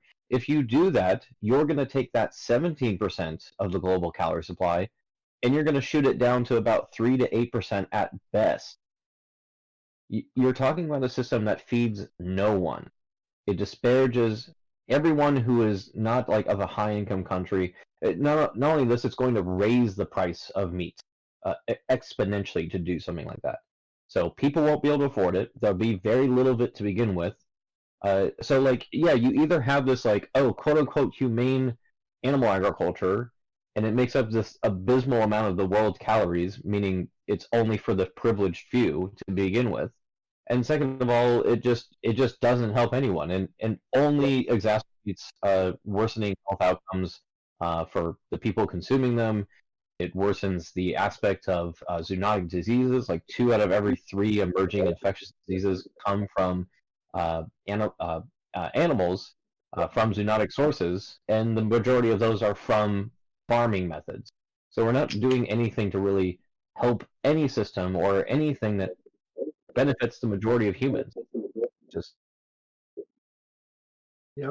I mean, absolutely, and I like the humane, sustainable animal farming is literally the big lie from animal farmers, right? Like people like this are going to regurgitate that, and they're not going to look into any of the things that you both mentioned about the sustainability or about the true sustainability of a plant-based diet and a plant-based food system. They're just going to regurgitate these talking points because it fits their narrative. That's all it is confirmation bias with no actual evidence on their side. So like these things that they're suggesting, they're just nonsense. And it just shows complete ignorance of like the amount of people that go, we've been doing this for however many thousands or millions of years, right? Well, what do you think we were doing? You think we had factory farms 1,000 years ago? No. So if you understand this notion, then you also understand that this is the only time we've ever done this. And so you have to look at why. And it's based on supply and demand. It really is that simple. So what you're suggesting everybody should do is impossible. Otherwise, we'd have never invented factory farms to begin with. Yeah, and obviously as demand changes, there is demand for new jobs. And a lot of the ranchers that I know are losing money doing what they're doing. They're essentially doing it because they've always done it. It's what their farm has historically, been doing. And it's a family practice. It's a cultural and tradition thing. And like I said, they're literally losing money. So farming, either way, regardless, is going to be a lot more financially sustainable than what these people are advocating for. I don't think we should be shamed for choosing to eat meat. So you guys said the word anomaly a lot with my case. If you take 2, 3, 4 hours just immersing yourself in the meat-eating community, you actually will see a lot of vegans who have had to quit that diet because their health also declined. So in my eyes, I don't see this as an anomaly. A lot of people are suffering because they think this vegan diet is the best diet. Everything that she said so far has been completely focused around herself. There's been nothing in concern for anything or anyone else. It's all me from the get-go. Like, I don't understand what her kind of idea of what veganism is, because she says, like, within the meat eating community, you'll find lots of vegans who quit the diet. Right, you'll find lots of ex-plant-based people, but you won't. You'll find a few, and you'll find a bunch of liars like yourself. But you won't find many people that are ethical vegans that have gone back on it. It's just a massive confirmation bias, because I mean that's the difference between these two sides here. Is if like, again, I'm concerned about like a health thing, well, whatever. Yeah, I can impart that. I can learn about it. I could maybe be someone experiencing and going through it. The difference would be how I approach that. So, someone who wants to just learn more about it, yeah, I could be like, I wonder if there's any like potential health pitfalls within plant-based diets. And yeah, you could go look at a number of studies out there that both recognize the immense health benefits and some of the potential pitfalls that can become of that diet. But that's true of any dietary pattern, or virtually all of them. There's almost no dietary pattern that just like inherently, by doing it by the prescribed method or whatever, gets you everything that you need. There's many that you still need to be aware of what you're missing out on. Like one of the most beneficial nutrients, not really considered a nutrient, but one of the most well understood things that is beneficial to the body is fiber, and her diet is devoid of that. And this is like not anecdotal. This is one of the most backed up things by science to date. It's like even just doing like a supplemental like thing of like fiber. Even if you just did that, like psyllium husk or something, that would be massive to someone's health if they currently weren't getting at least like 30 grams of fiber a day. So she's completely ignoring these things, and like on my side, I could recognize like, oh yeah, in like a plant-based diet, I might be potentially lower on, say, like obviously like B12. I need to be maybe concerned about possibly vitamin D, especially if I don't live somewhere sunny. Maybe be concerned about calcium, potentially a few other things. Like these are all things that are addressed in research, well documented in studies, and you can go, okay, so these are maybe the things to be concerned about. I'm a health conscious person. Let me do my best to work through that. And if I tried my best, again, the thing that she never did is go to see a registered dietitian if you were actually experiencing some kind of negative health outcome and you weren't sure what to do. You were just, oh, I feel bad. Well, better start just shoving like 20 pounds of meat into my body. That'll fix it. It just completely just goes off the rails from what you should have been doing to address that kind of issue. It makes no sense at all. Yeah, I mean, so I'm not sure how many of us are left in here now because of the way that my screen's set up, but everyone can potentially answer that question, right? Let's just say, hypothetically, each one of us goes to the doctors tomorrow and they say, oh, you're not getting enough XYZ. Is your first thought going to be, well, I need animal products then, fuck it? The thing too is if it came to that, I would be like, things that we err on the side of caution and avoidance. Like whether it's like, I don't know, bivalves or certain insects or even something like backyard chicken eggs, things like that we normally like would be fully abstain from this because you don't need to consume that. Like a good example of this is an extremely rare disease. It affects like 0.0001. It's a very small portion of the population. I spoke to someone who apparently had it. Considering how small of a portion of the population has it, I don't even quite know if I really believe him. But there's a disease called the SLOS. I can't remember the full extrapolated name. That's just the acronym SLOS. And that's a disease where your body doesn't androgynously produce enough cholesterol. And yeah, there's currently no vegan way of resolving that, really, at least from like a dietary, because like if your body isn't producing enough cholesterol androgynously, and sterols that are produced by plants actually have the opposite effect. It actually helps mitigate and reduce cholesterol production essentially within the body. that means you're left with consuming medication that has dietary cholesterol within it, or consuming animal products that obviously have dietary cholesterol.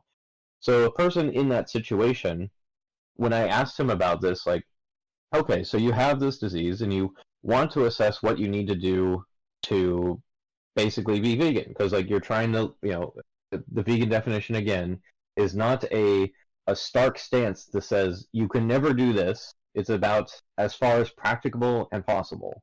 So if you're literally faced with a situation like him, what do you pick from? Okay, do I just nonchalantly not care at all and just consume animal products and not care at all?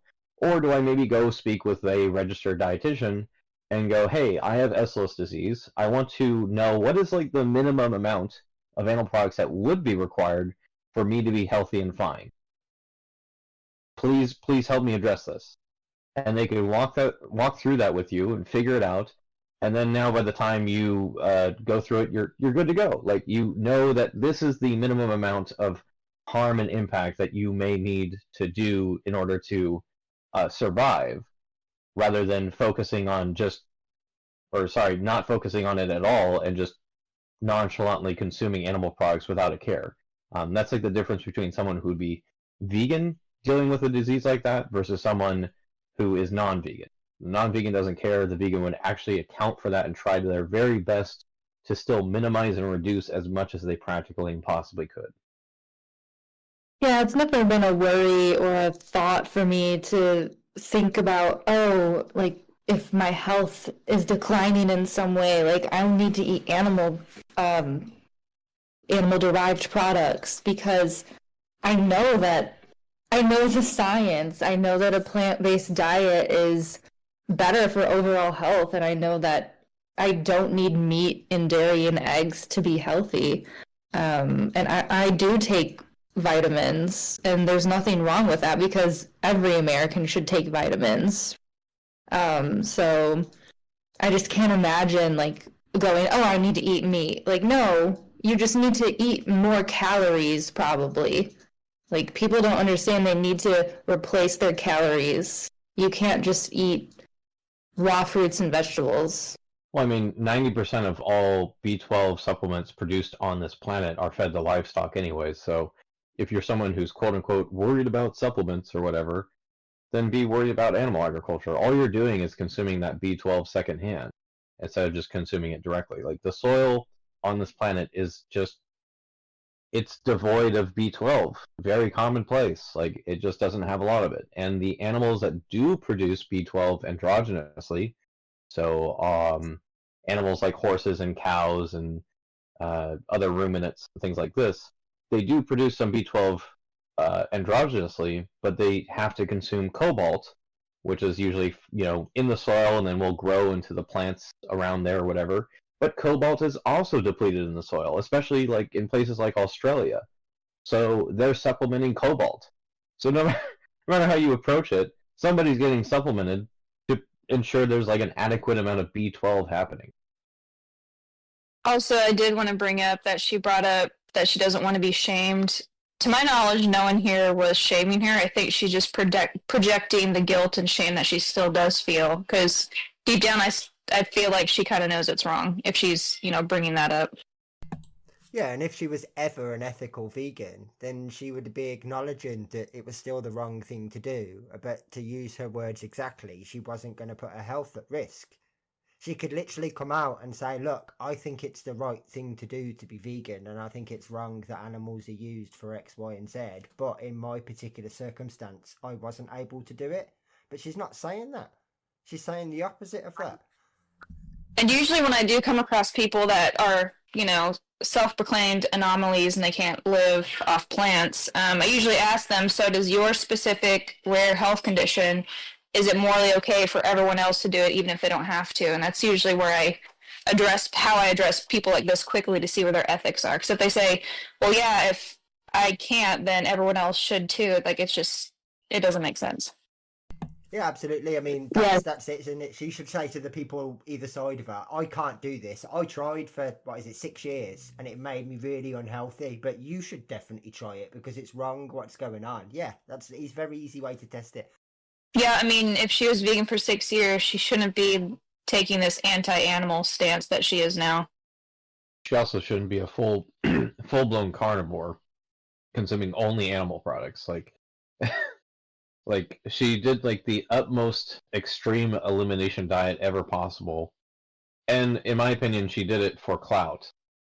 She's doing this so she can be the carnivore who is the opposition to vegans and makes like meat seem like the glorious meat and dairy and all these other things are glorious and you must have them, and it makes everyone who does consume animal products just feel better about it. Like, oh, it saved my life, so it'll save yours too. Like if she actually cared about the ethics within veganism, she wouldn't be making a brand and a market around herself, calling herself the steak and butter gal. Like she basically feels like quite literally like a meat puppet, like of the meat industry. Like she is there to. Do you think she wasn't getting enough attention as a vegan? Because there's more and more people all the time that are going vegan, and so she needed to find a smaller minority niche where she could stand out. Because I think that's what it is for a lot of these people. The people that are huge narcissists that absolutely crave attention. As the vegan community grows, or maybe they're just not particularly good activists and people overshadow them, they kind of like, oh, hang on a minute, where can I get some attention? Where can I go? Well, it'll be the direct opposite. And obviously I'll get a platform naturally as an ex-vegan. The carnivores will love me. And that's what happens. Yeah. Yeah, and the people that she ends up, because like she's like, I have plenty of examples of people doing the same things. Like, yeah, most of those people are also other influencers that had the same kind of like thing happen where they were never truly a ethical vegan. They were a plant-based dieter and confused the word vegan for plant-based. And then they had either, maybe a genuine health scare, or B, more likely than not, they got bored of it and it wasn't attracting as many views anymore. So you make a controversial video, why I quit the vegan diet, and then they get a bunch of views for a while, and they're doing the carnivore diet for a while, and then they make another video like Paul Saladino is like, why I quit the carnivore diet, and now he has his new big thing is, oh well, I have some carbohydrates from plants, like just not all of them. In the world, and you can save the planet, but it's not. Well, I think the issue is that the people you're talking about see veganism as a diet, and therefore they may be extremely restrictive with what they're eating. But there is a way to eat plant-based and vegan that is extremely healthy. And I mean, there are a lot of testaments to this. And I also have seen the videos that you're talking about. Yep. And it's usually an insane switch up. It goes from one end to the extreme other end, like raw meat. And I think that there is a lot to be said about consumerism and social media behind a lot of these specific testimonies that you're referencing.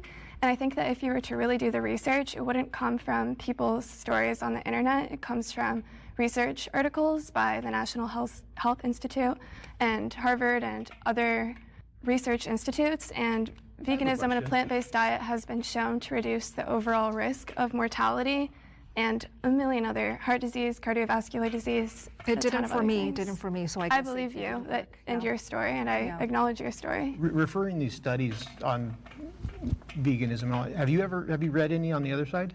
I have. Just recently graduated college, and I got my degree in sustainability, and one of the entire sections we had in one of my sustainability politics of conservation class was discussing with hunters and looking at all of these articles in depth. So even if I wanted to be biased, I was forced to look at it from an unbiased perspective to obtain my degree. I wish more people did that. Yeah, and I don't know. I just feel like it wasn't very nice to make that assumption about me. No, I was asking a question. That's not. I didn't assume anything. I was just asking innocently. I was just curious. To have this style of life, as you guys so eloquently put it, this style of life, there has to be death. It's just how it is.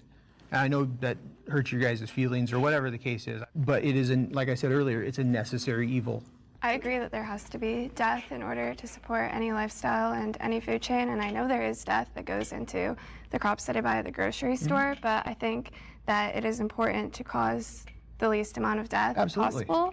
So that makes me wonder if, is the meat that you hunt the only thing you eat, or do you also buy produce from the grocery store? Because if so, you're causing death from those vegetables and death from... I'm not arguing that. Yeah, so I don't think that it hurts my feelings that death exists. Like it's I just said, less death. it's a generalization. I'm sorry if I put that on you incorrectly. Well, That's I don't not- think any vegan thinks that really. It's just less death.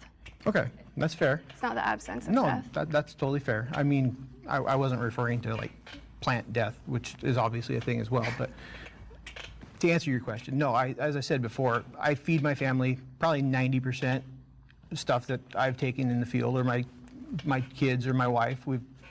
We all do this to support our family. We grow a garden in the back. We harvest our own vegetables. I keep what I buy at the store to a very, very low, because I don't want to keep harping on factory farming, because we all agree that that's not ideal, right? At one point, you referred to factory farming as a necessary evil. Yeah, for some, yes. So and that kind of answered my question for you. I guess one question I have is, would you all support shutting down all industrial slaughterhouses and all industrial factory farms? Would you support phasing those facilities out? I wouldn't say phasing out necessarily, but definitely looking at the way things are done in a more humane way, I guess. I'm glad you said that, because when it comes to humane, you know, we talk about honoring the animal and this and that. So we have to understand that we're not in that animal's mind or that animal's spirit. We're just thinking, okay, I honor you to feed me. And the animal's like, dude, I really didn't want to be killed. Yeah. But I guess you need food, so all right, I can't stand up against your blade or your bullet. Every small farmer who owns animals that eats them in the end, people who own cows, own chickens, and a lot of people close to where I live own chickens and stuff like that. Like, there is a bond. They see them as part of their family with the intention of eating them at the end of their life. You don't own your family. You What an coexist interesting with your Okay, family. maybe that was a wrong choice of word, but it's like you protect your family. You protect them. They're part From of your death. family. As soon as they're at the slaughterhouse, there's no one to protect them. As soon as they're at the slaughterhouse, they are screaming at the top of their lungs, begging for help, and nobody will I help understand that, but I think, you know, I think we're all in agreement factory farming is bad. I'm not talking about factory farming. I'm talking about a slaughterhouse. slaughterhouses, factory A slaughterhouse farming. is necessary. Yeah, she just said, I know what you're talking about. I understand, girl in the red dress. No, actually, like, you don't know what she's talking about. I think you need to go watch a lot of slaughterhouse footage to understand what she's talking about. Yeah, I was just gonna say it also comes back again to like the sheer scale of things. Like, if you like, especially the two women here, the steak and butter gal, and I don't know her name, but the red dress lady.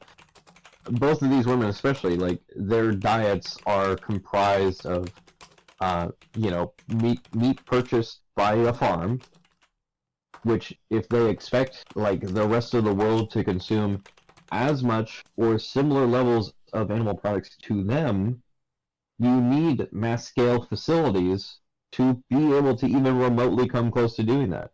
Because like now take that scale I gave earlier about, like, you know, 3 to 8% at best of the world calorie supply would come from a you know, like regenerative farming slash like pasture raised farming situation. If you now also on top of that changed it so that there weren't slaughterhouses and like everything was like done in the field or whatever, the effort and constraints that would like now fall within like the farmer's abilities to be able to produce is going to be pulled back even further. So you're going to probably be looking at like closer to like 1.5 to like maybe like 5%.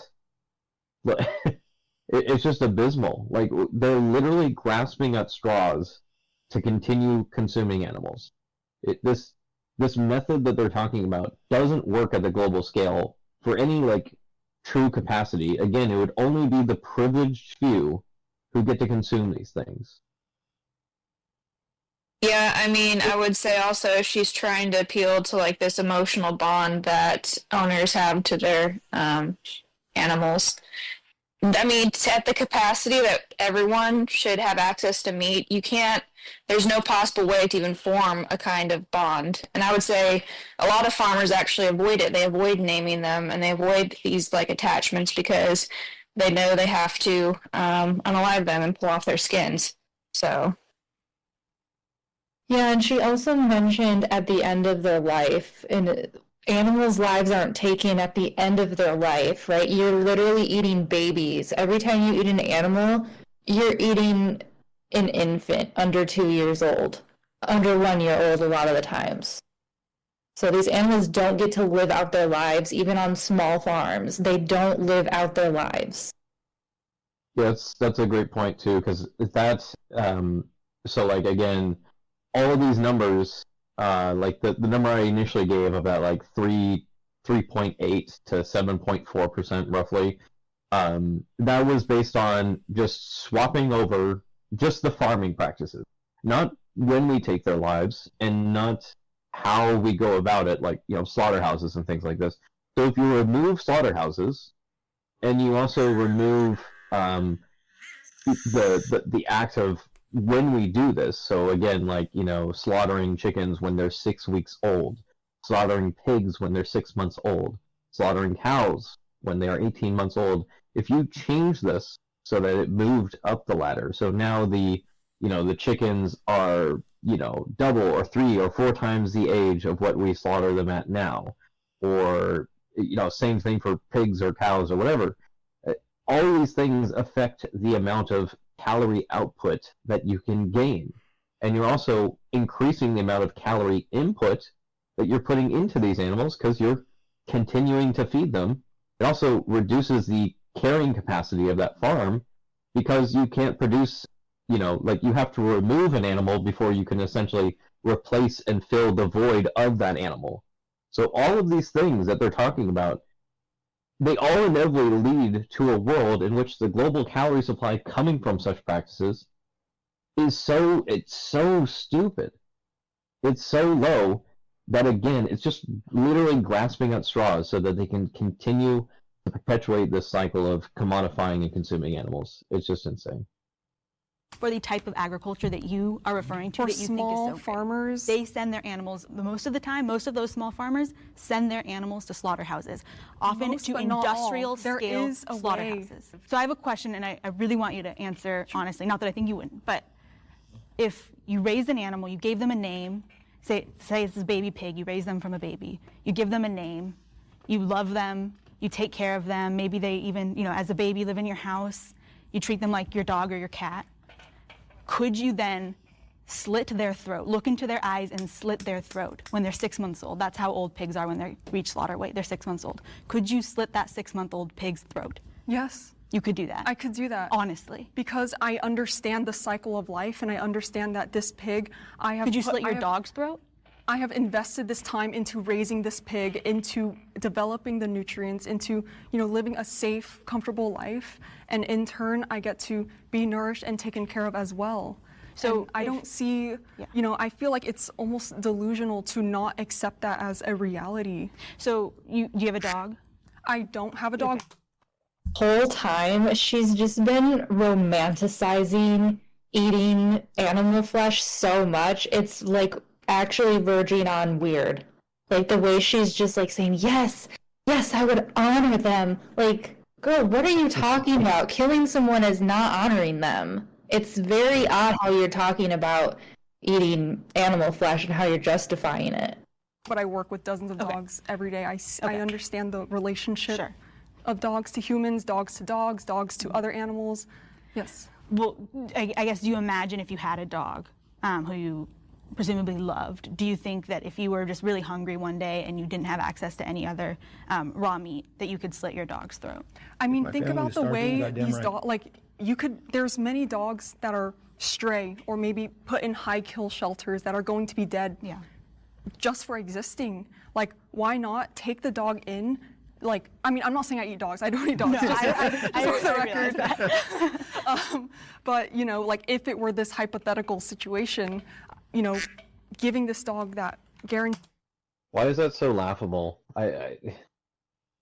It's like if she grew up in a country, you know, 3 countries over or whatever, or wherever she's from, like, you know, we just have to move like a few plot placements around the world until we land in a certain country where now it's normal in this country to consume dogs, but now pigs are everyone's, like, quote unquote man's best friend.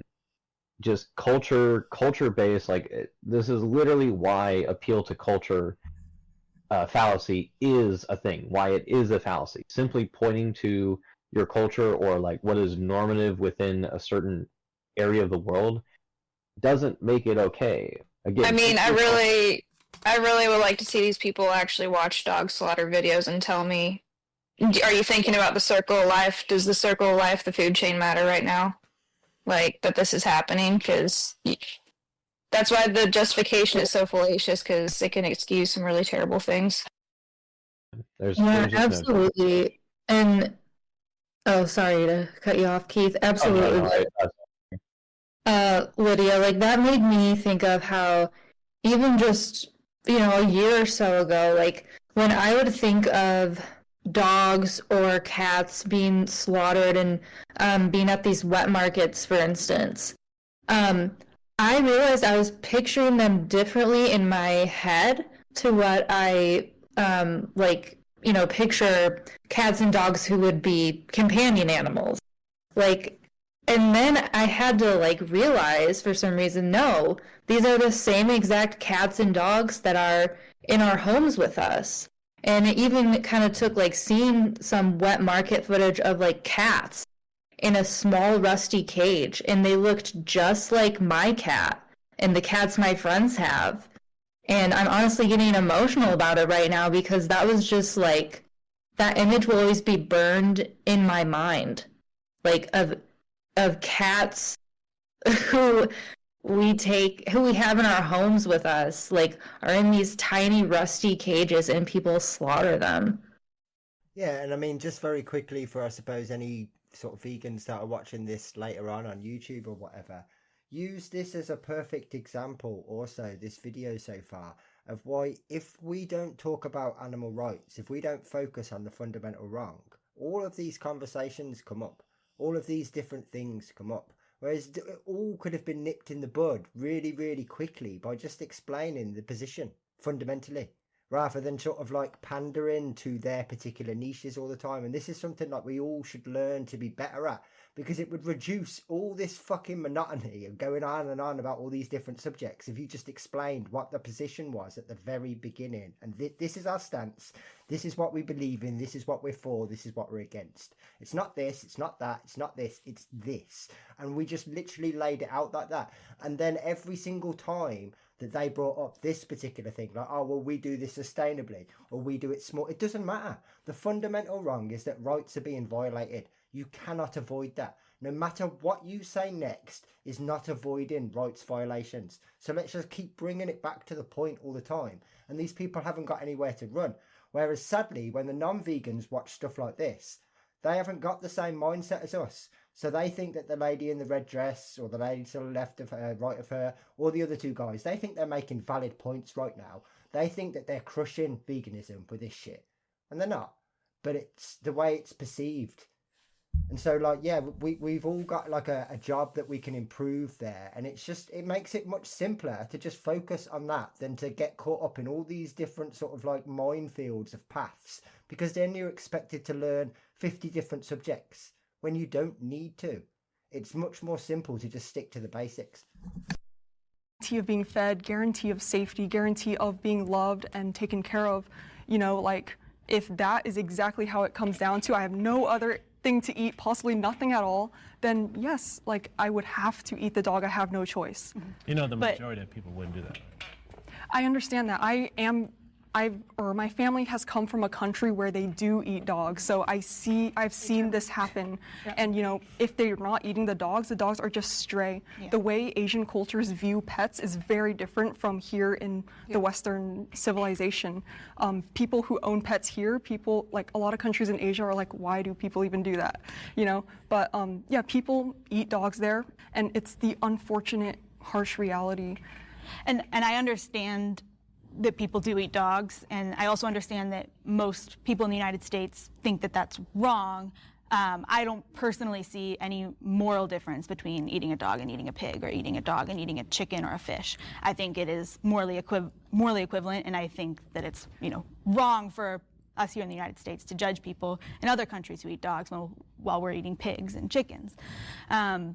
But that is an issue that comes up for me, because so many people who defend eating meat would never eat a dog, and they think that that's just such a horrible thing to do while they're eating a pig. And I have a hypothetical question for you. I would, if you could answer this. Yeah. If it really came down to your health versus the vegan ideology, and you absolutely, came to a point where you realized that it's actually deteriorating your health, even though I understand that you're very passionate about the animals. I really admire that. Everything you're doing is wonderful. But if it came down to your health, personally, I pray that you choose your health first. But I'm asking you, would you choose the vegan ideology, or would you choose your health if it came down to it? To me, it's not about the vegan ideology. It's about animals' lives, and their lives. What about your health? I'm curious where your health plays into. Sure, I get your question. I just wanted to clarify that first, that it's not just an abstract ideology. It's a real life or death matter for real animals, and that's what we're talking about today. And so much suffering for real animals. I will say, I live with a chronic illness and a disability. It's an autoimmune disease, and there are people who do test on animals to try to cure my disease, and I wish that they wouldn't. And I know that it's going to drastically shorten my lifespan, most likely, if I continue to live with this disease, but I still do not think that it is okay for animals to be experimented on in laboratories to cure my disease, because I do not believe that my life is worth more than theirs, and I don't think that they should have to suffer for me. Vegans are better human beings than meat eaters.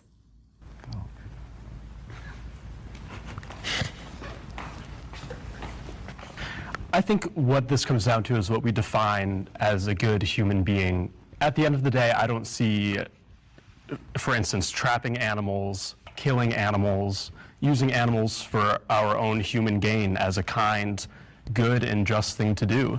And my definition of veganism is taking a stance that rejects all sorts of exploitation for all animals. And I think that if we as humans can't accept the principle that other animals are not ours to use and exploit, then we aren't just and we aren't good. I agree. I believe that there can be exceptions, and I think they're extremely rare. Like if somebody was on the brink of death and it was proven to only be because they're eating a vegan diet, or if they're living in indigenous societies where, even if it's part of their culture, I don't fully support that, but if it's type of land that's not fertile to grow crops or harvest crops, these people could be exceptions. But I think that not taking a stand against oppression is always going to make you a worse person than someone that is. When I think of being kind to animals, I think of all the animals that are used in various ways today as we're speaking. There's animals that are forced to perform into circuses and are beaten with bullhooks and whips to get them to be submissive and perform. There's animals confined to battery cages drowning in their own feces, so humans are able to consume their rotting dead bodies. And this in no way shows kindness or compassion if we make the choice to support these types of this type of abuse and exploitation. We all have a choice to be vegan, to make the right choice, and to reject this rampant, horrific, hideous animal abuse that is happening all around us.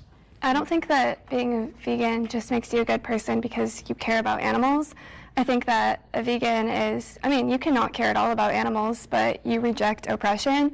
You're not going to go pay for the systemic slaughter of another individual's life for self-benefit, and I think that objectively that makes you a better person than somebody who's going to pay for that when they have a choice not to.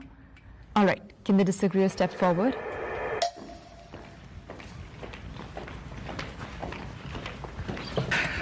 I don't think being a good person has really anything to do with your diet or what you're putting in your body. I mean, there's good people on both sides of the deal. You don't have to. What I look at as a good person is somebody that does the right thing in their mind. I mean, I know what you're going to say, but the right thing for me and the right thing for you are obviously not the same thing, right? Will you argue that? I would argue you to answer the question, what's right for the animals? That's not what I'm talking about right now. I think that's what's important to discuss, though, because they're the ones that are victims in this situation and the ones that are being used. What we're talking about is being a good person. There are good people on both sides of the coin. It doesn't matter what you put in your body to get to there. You're a person. You're alive. You can be a person. You can be a great person. It has nothing to do with what you eat. So if we eat another human being, but everything else we do is completely moral, does it make us a good person if it has nothing to do with what we eat? I mean, the animal didn't want to die, that person didn't want to die. I just personally don't see the difference. And the main takeaway here is that you do have a choice. You don't have to support this type of violence and cruelty, but yet people do. Okay. And I don't consider that good. That's and fine. I would not consider that being a good like I said person. before, that's your opinion. You're allowed to have an opinion. So am I.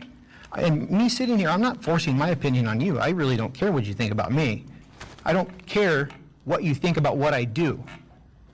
Do you consider killing an animal a good thing to do? If it's needed, yes. Is it needed for you? Yes. No. Absolutely. I would argue that it's not needed for you because you have choices to make. But and you don't know my continue to make situation. the bad choice. Well, which you're sitting in the Jubilee studio in Los Angeles. Absolutely. So I feel like you probably have access to a grocery store. So it's better for me to go to the grocery store and buy a hamburger package No. that was killed by somebody No, God knows hunting where. is better than buying meat from the grocery store, but I choose to not eat either kind of That's meat. fine, and that's your choice. Right, and it's fine for you to have your opinion and me to have my opinion, but the 100%. reason that one person feels more passionately about it than the other is because one person's choices has victims and the other one's doesn't. May I chime in? I'd love to add an angle. So when I was on your side. For 6 years, I was on your side. So I completely understand where you guys are coming from, where you see this cruelty happening to all of these animals in these factory farms. There are other victims that I could just list right now when I was vegan because I was having crazy temper tantrums. My mood was this. I could not think straight because I was having so much brain fog. Victims could include my own mom. I would be very impatient with her, my own boyfriend, right? So if I want to be a good person, I would like to prioritize being a good daughter first. I want to prioritize being a good friend, a good girlfriend, a good partner, a good future mom. And for me, again, it just boils down to health. If the food that I'm feeding my body cannot support that goal of just being. She wasn't eating enough. She wasn't eating enough calories. Like, I don't even know what to say because I know exactly what she's talking about. She was hangry, and when I'm hangry, I can't think straight either, and I get moody too. Like, literally, you don't have to eat meat, dairy, and eggs to like be satiated. I don't know what is going on. And again, it's like this argument is just the dumbest thing still to me because again, at no point does she ever discuss in this whole plethora of, doing this for 6 years supposedly and then stopping, does she ever explain, hey, I was so on your side and I was like super I was deep ethical vegan. Then if that's the case, why didn't you talk to a registered dietitian? Why didn't you seek help? You just immediately jumped off the ship and into the carnivore ocean to just consume meat, dairy, and eggs, and only that. That's the other thing. Is like you went immediately to the utmost extreme. Like it would be like at least understandable to be like, okay, I did my elimination diet, and I feel better now. Let me start incorporating plant foods and maybe see was there like a particular plant food, follow a FODMAP diet, like an elimination diet that helps you address maybe these foods were affecting me in a negative way and I didn't realize it. And that's the point of elimination diets, is to assess those kinds of things. You don't have to do a carnivore diet to do an elimination diet. But yeah, she could have done so many things to try to address these, potential health issues or whatever. and she didn't. She just went for the deep end immediately. Yeah, and I mean, I'm only judging on what I've seen because I've never seen this person before this video. But she said that, you know, she used to be abrasive, irritable, obnoxious, right? So, sorry, when did those things go away? Because you're all of those things right now. That's what I've observed from your personality right now. So I'm not sure what you think happened, whether people got better at lying to you or what. But those are things that I've observed right now with you as a carnivore. Just saying. Also, I want to kind of go back to how defensive like the hunter got when he had to bring up, I'm not here forcing my ideals on you. Like he was suggesting that suddenly vegans were forcing their ideals and stuff on him. I thought that was funny. I would like to second what Andy said. I agree. A clear thinking, healthy, vibrant person on this planet, then I feel like it, for me, justifies eating meat. How many of you were raised vegan? Of course, you guys weren't. So my next question is, your parents. Do you consider your parents good people? My parents went vegan as soon as I shared my knowledge with them. But you consider them good people? Yeah. I would consider my parents people that make poor choices in the sense that they continue to support. But before your mindset shifted to really caring about the animals, did you still consider them good people? Yeah, when I thought what they were doing was the right thing, then yes. Yeah, I mean, my parents are currently vegan, but I think that they were good people before that. And I mean, I was torn on this prompt because I do think when we get to like ranking who's a better person or a worse person, it's just kind of dangerous territory that I don't love, because I think good people can do bad things. Correct. And so that was what I wanted to tap on, because well, no one said that meat eaters are bad people, right? So the prompt is vegans are better human beings than meat eaters. So yeah, you can still say that vegans are better human beings than meat eaters by saying, but not all meat eaters are bad people. Like, that's not what they're saying. I could be wrong. I almost feel like the announcer lady said it wrong. I'd almost have to go back and check. But yeah, I mean, as long as they heard those words correctly, like, yeah, it makes no sense to really have construed it as like inherently every person who eats meat is just, you know, the worst of the worst or something. Like there's no way really any of us would agree with that, because at some point all of us were like that, or at least most of us anyways. Virtually no vegan that you meet is someone who started out the beginning of their life being an ethical vegan.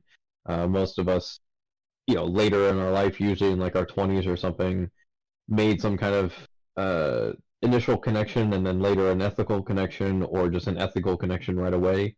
Whatever it was, like, we weren't just like immediately there from the get-go. So obviously you can still be a good person, but yeah, in terms of like, yeah, like I guess like any kind of ranking where one group is intentionally avoiding the unnecessary harm of sentient beings and one group is, it's kind of like the notion of like, I don't think your take on this is bad right away. It's more about, okay, now you've had a conversation with me, I've informed you about all the issues. Are you going to, you know, take this information in and either go vegan right now, or B, are you gonna like, yeah, maybe you have to think on it more and do some additional research, like that's fine as well. Or C, are you just gonna like, you know, crazy whack job, like, you're insane, that'll never work, blah, blah, blah, you're stupid. Like, if your attitude was the option number 3, then for sure I would say I'm a better person at that point, but only at that point. One reason that allows me to really impact many lives is because I've never been that type of individual to punish people for not doing what I do. Right. It's never been my thing. But I always like to come at them with a sense of meeting them where they are, because if we say a good person is this, then if you weren't raised that way, you're saying your parents were inherently bad.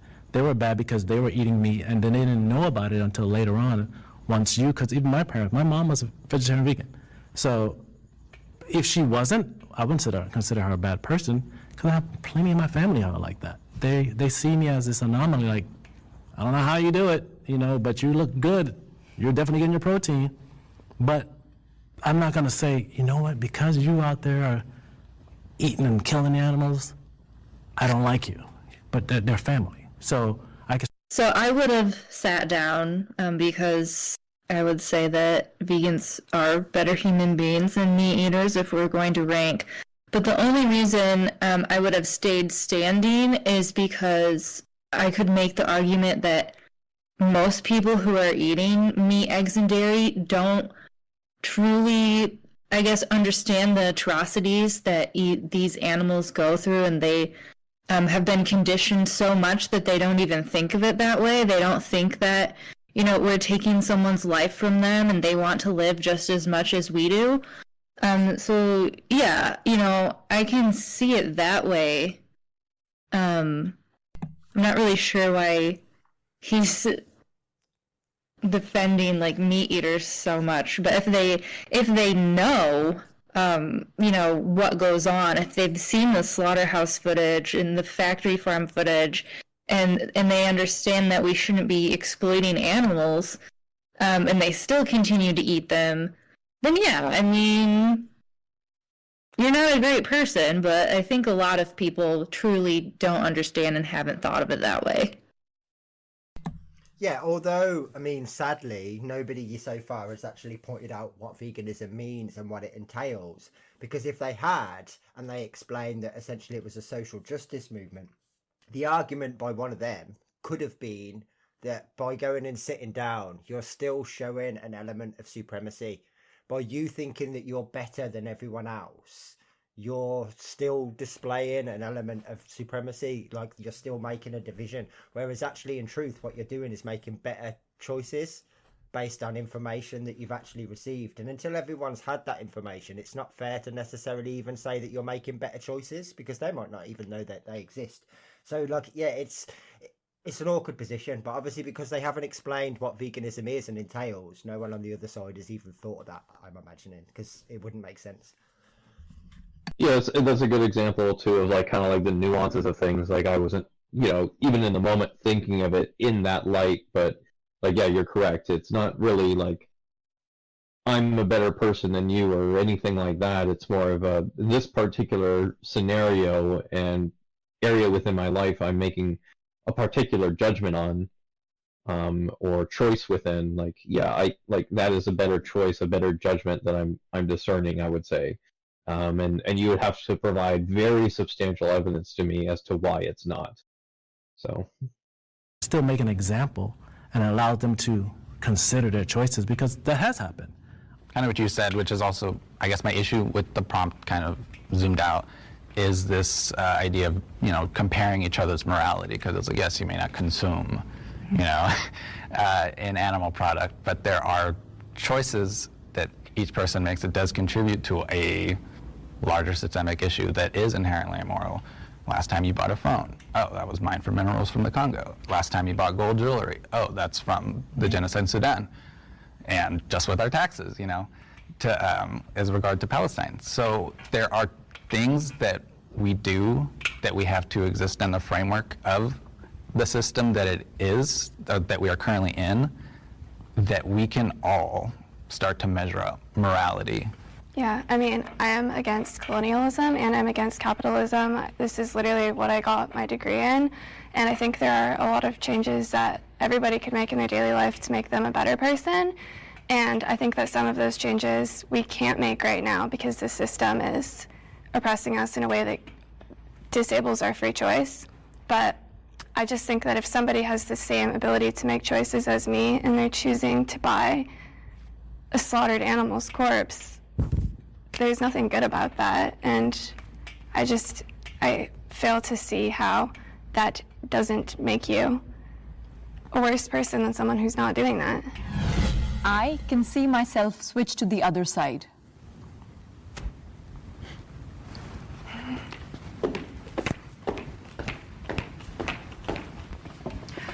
So, diet is not so black and white.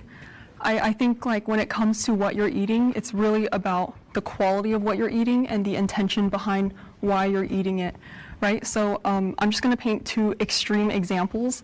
Let's take a vegan who's living out in the lush environment, maybe along the equator, maybe walks barefoot every day, sees the sun, and is growing this beautiful mango tree that is grown on good soil, receives good sunlight, and they're in a good community. So this person who's eating this fresh mango off the tree, living a very vibrant life. On the other hand, let's take like a corporate city person who's working a 9 to 5, who's sedentary, exposed to constant blue light, who during lunchtime goes through a drive-through, orders a 20 McChicken McNugget chicken nuggets, and is sitting in his car hunched over watching a video on his phone, not even grateful for the food, not even knowing where it comes from. Like, I would say mango eaters probably living a more vibrant, healthy life. So I think it's about like where you're living, the quality of your food, the intention behind it. And I think it's important to not stay dogmatic in your diet. I think that was one of my mistakes when I was vegan, was me thinking like, this is the way, this is the only way, and if this doesn't work out, then I'm doing something wrong, right? And so I came to a point where I had to let go of the vegan hat, the vegan glasses, stop seeing everything through the lens of veganism, and prioritize my health, because that's truly what it came down to. Now that I'm eating raw meat, I don't want to just like unpack my bags and say this is the only way and this is how everyone should eat. I think it's just like you take feedback from your body day by day. You understand a little bit deeper about nutrition, about diet, about your body, about the world. And with that information, you make tiny adjustments on the way. I mean, I could see myself like indulging into a vegan diet as kind of like I've hammered. There are, from an ideological standpoint, I do agree with a lot of principles of veganism. I think for me, like I try to limit how much like meat I purchase, I consume. I try to dial it back and like kind of wean myself off as frequent as like I used to be. I do still like occasionally and will be like, oh, I want some chorizo, or I want some tacos. Like there's good for the soul. It's indulging in soul food and things like there are like I will pivot to that because I mean, one, like it is what I grew up with, and just culturally like what like the meals we would always make, or what's always present like at like the cookout and stuff like that. But I wouldn't go as so far to say like, oh, I'll never go like vegan entirely. I think I could definitely see myself moving towards that, especially with like the opposition we have to just a greater systemic issue that our current consumption like patterns are within society. All right, can the disagreeer step forward?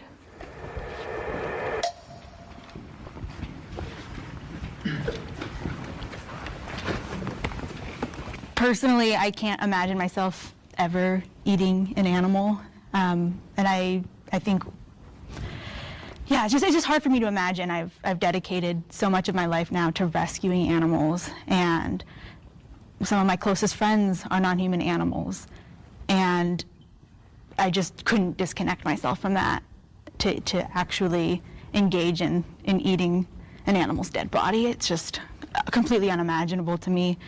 Animal liberation is what I believe in with every fiber of my being, and I've been arrested 8 times fighting for animal rights.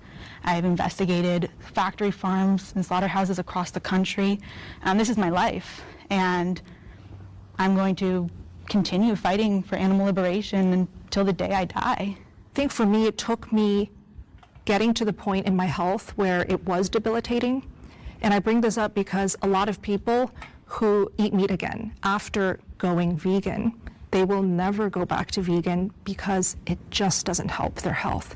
when I investigate these facilities, I engage in disease testing. So I'll take a deceased animal or fecal samples out of these facilities, and I'll send them off to a laboratory for testing.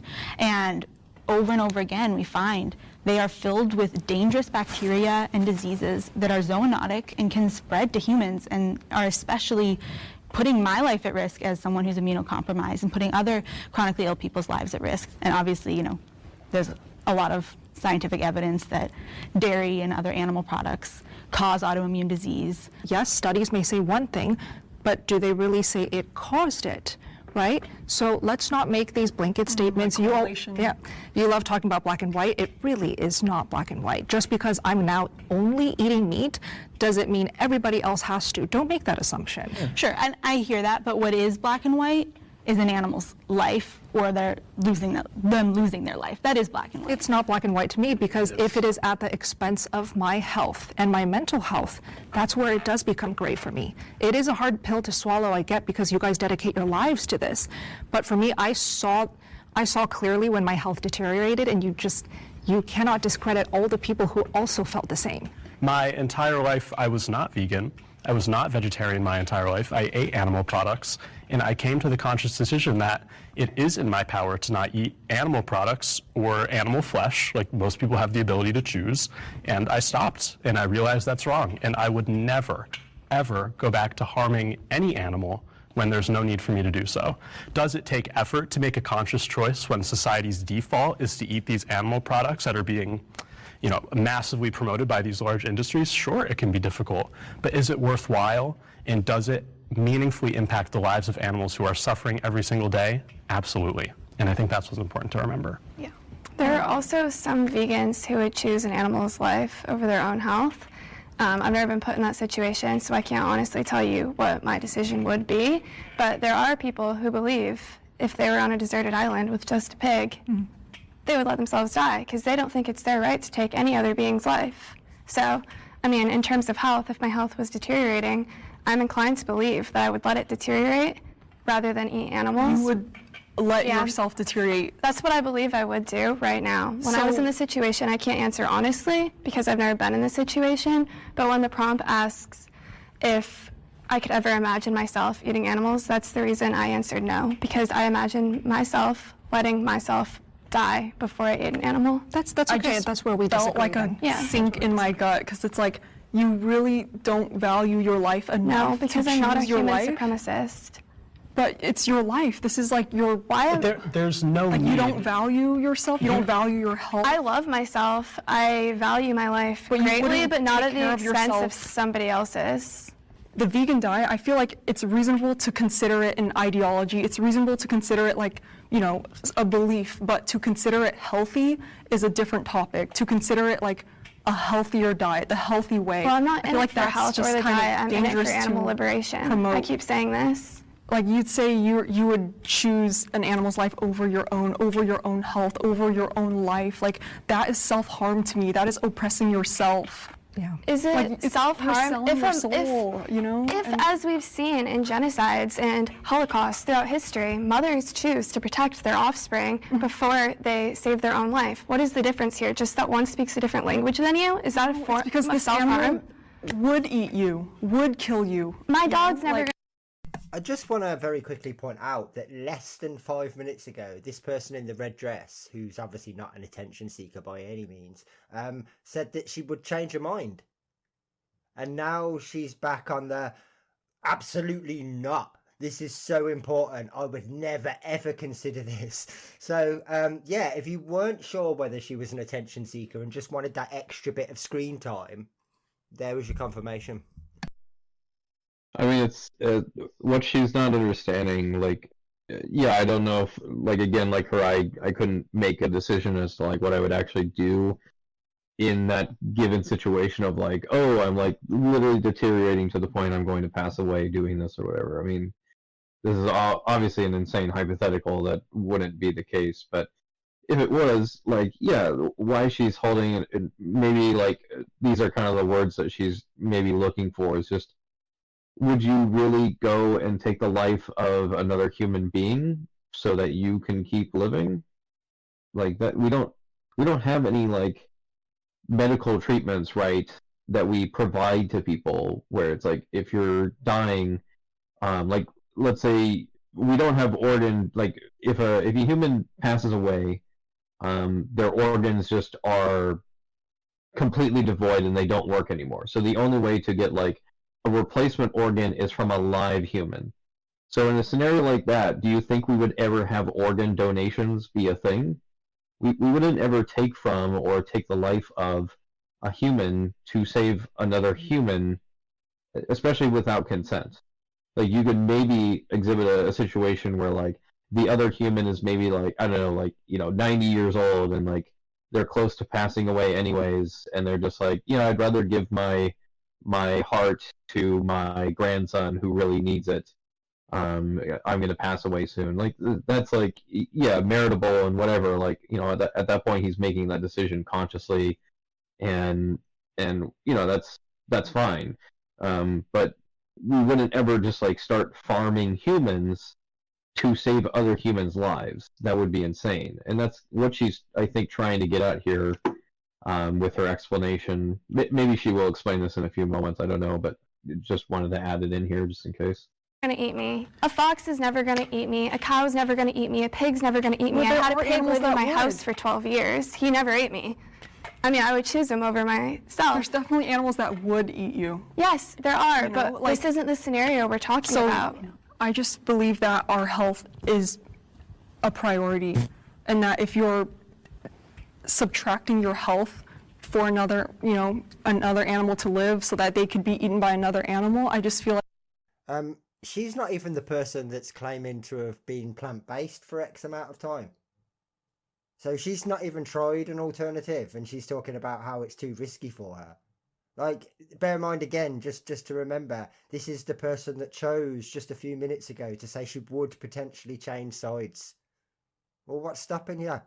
like that's dehumanizing But I just think yourself. that is an abstract. And Yeah, because I'm not subtracting my health right now. I'm just giving my answer to the prompt. If I could imagine myself doing it, no. Is it happening now? Also no. Yeah, I know. I'm just very passionate about this, and just hearing that you would choose the animal's life over your own really struck a chord within me, because at the end of the day, our middle ground is that we are all humans. We're all living this life. We all have this one chance, and our health is the most important thing. And if we're not, doing what we can to take care of our health, and instead, fueling these ideologies in the expense of our health, I just feel like that's just I can't help but feel that human compassion, I don't know. I guess I have the same amount of compassion as you, but it just extends beyond humans, because that's how I feel. Sorry to interrupt again, but Red Dress just created a worldwide problem from a hypothetical. It went from, if you would do this in this particular situation, to, well, yeah, no one's going to do this now if they put their health at risk. Hang on a minute, this was a hypothetical, and you've extrapolated it to, well, this is the reason why no one could do it. No, we've debunked the health side of this. It's not even worth talking about. If you can't be bothered to Google something, then that's on you. And just the fact that she can't imagine someone putting their life before someone else's is kind of sad. I don't know, what, I wonder what she thinks of a parent, putting their life before, their child's. It just seems like she can't even imagine it. When I face someone eating a dead body on their plate every day, and I see that, that's how you feel about me right now. You're thinking about my health deteriorating. I'm thinking about that life that once was. I think it's great that we were all able to come together today and share our different perspectives, and I want to make sure it's clear that I have a lot of respect for everyone, no matter where they're coming from. What I'm fighting for is animal liberation and a mass shift away from depending on animal agriculture. That's a world that I'm fighting for. I'm not fighting against any individual here or anyone who might be watching at home who might eat animals. I'm fighting against a massive system. And I just love that we're having this conversation, openly discussing these polar opposite topics, but still being able to find a middle ground. So I really appreciate that. Veganism is for the privileged.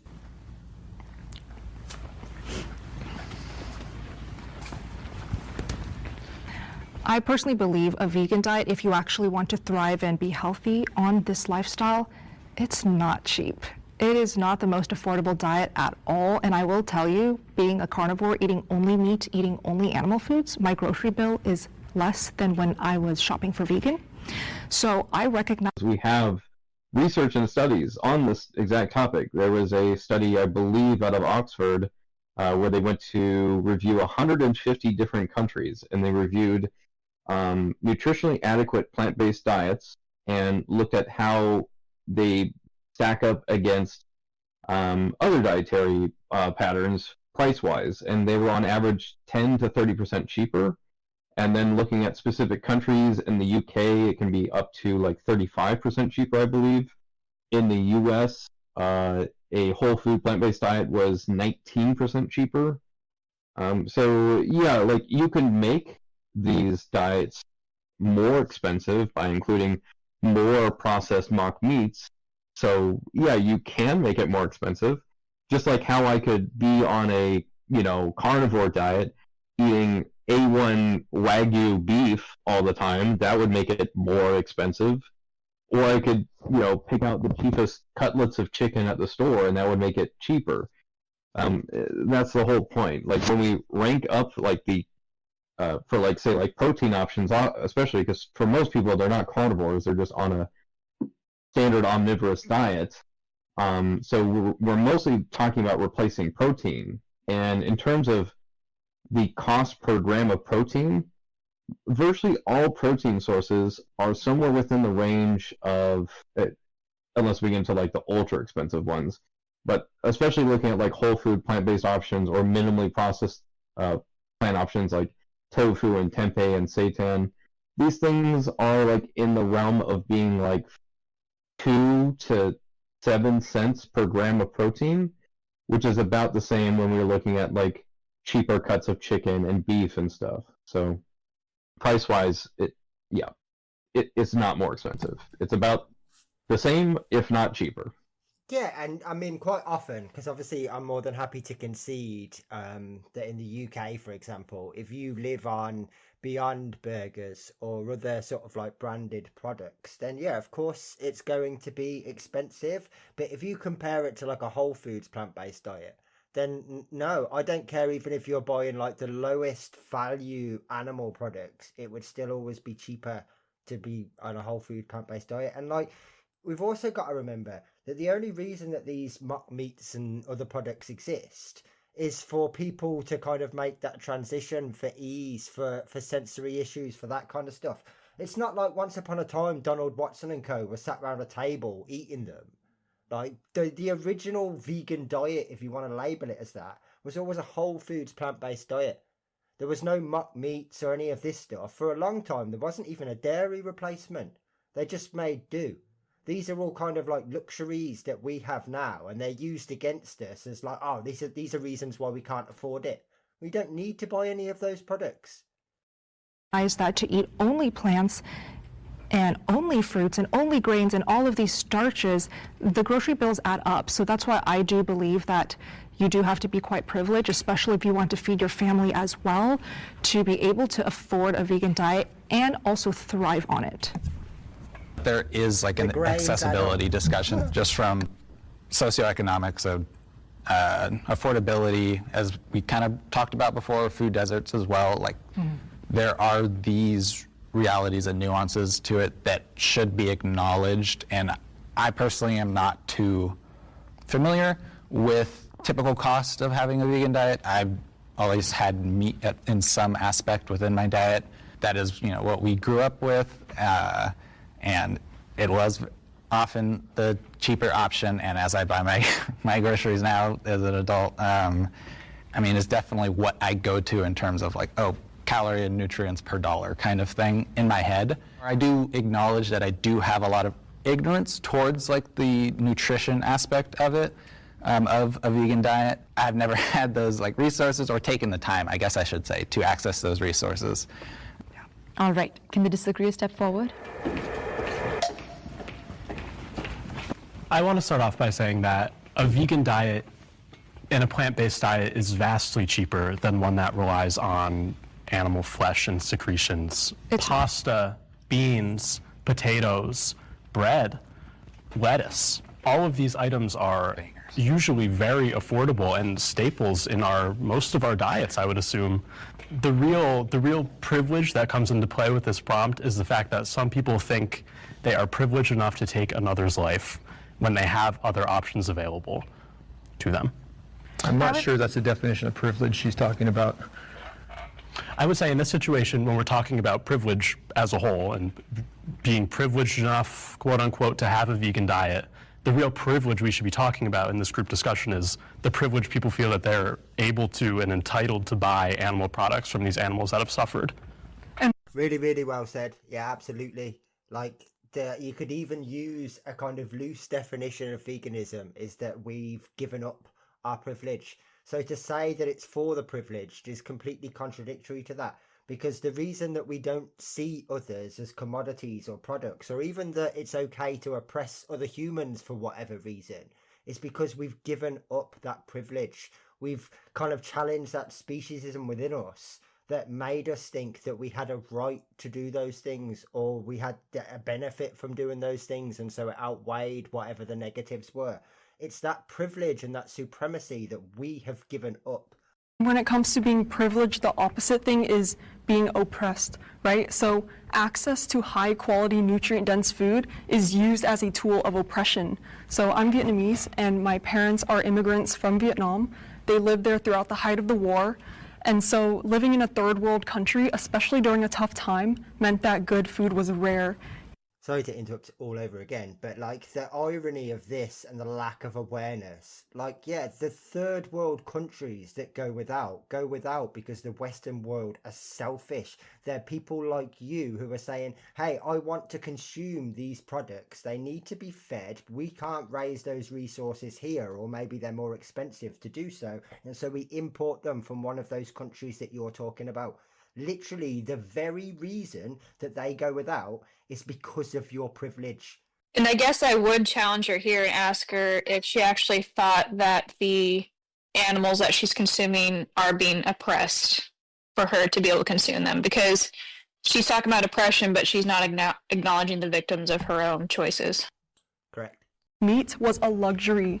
People were pretty much forced against their will to go vegan. Vegan options such as rice, potatoes, wheat, nuts, dried fruits, maybe some veggies, that was all they had access to or could afford.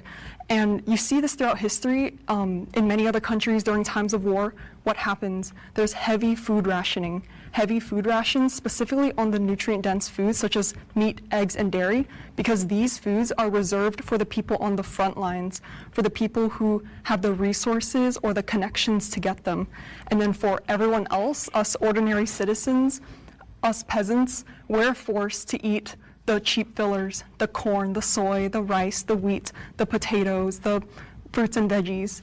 And so it just goes to show during times of oppression, meat is a privilege. The vegan diet is forced upon people and is just a perfect opportunity to reiterate Lydia's point. Like, you're completely erasing the actual victims from this situation. And veganism would oppose the very oppression of those people that you're talking about. You perpetuate it. Stop putting yourself in the idea of the peasant. You are stood in a studio in California telling everyone why it's okay for this to continue. Have some fucking self-awareness. And I would say the majority of people that are living impoverished in the United States right now, their diet's definitely not vegan. Like, they live in food deserts where oftentimes these factory mass farmed animals are really the only kind of food options they have, unless they are growing their own garden or cooking themselves. It's just, so yeah, it's just peasants aren't eating vegan diet. The unfortunate harsh reality for people who are actually oppressed. That's how I looked at it when I saw privilege. I was like, meat clearly was considered a privilege. You know, Yes. You had to be king and queens to eat that. The peasants were supposed to eat, like, you know, just bread and things of that nature. And, you know, you had the Daniel fast, the Daniel diet, all these different things. Meat was not even considered there. It was more so, like I said, it was of privilege. So when I heard the prompt, that's the first thing that came to my mind was, clearly, meat is considered a privilege.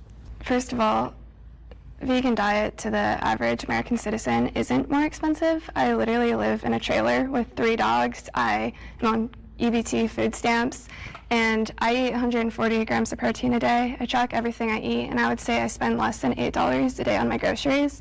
A block of tofu has 90 calories to 10 grams of protein, costs $1.75, and there's 5 servings of that in each block that costs $1.75. And the cheapest groceries throughout history have been rice and beans, which are both full of nutrients, and also soy, which you call a filler food, even though it's a complete protein. Actually, you initially said, and you made your point, that there's no way eating animal flesh is going to be cheaper than eating only plants. So the difference for me is when I eat only plants, I feel hungry about 30 minutes after I ate.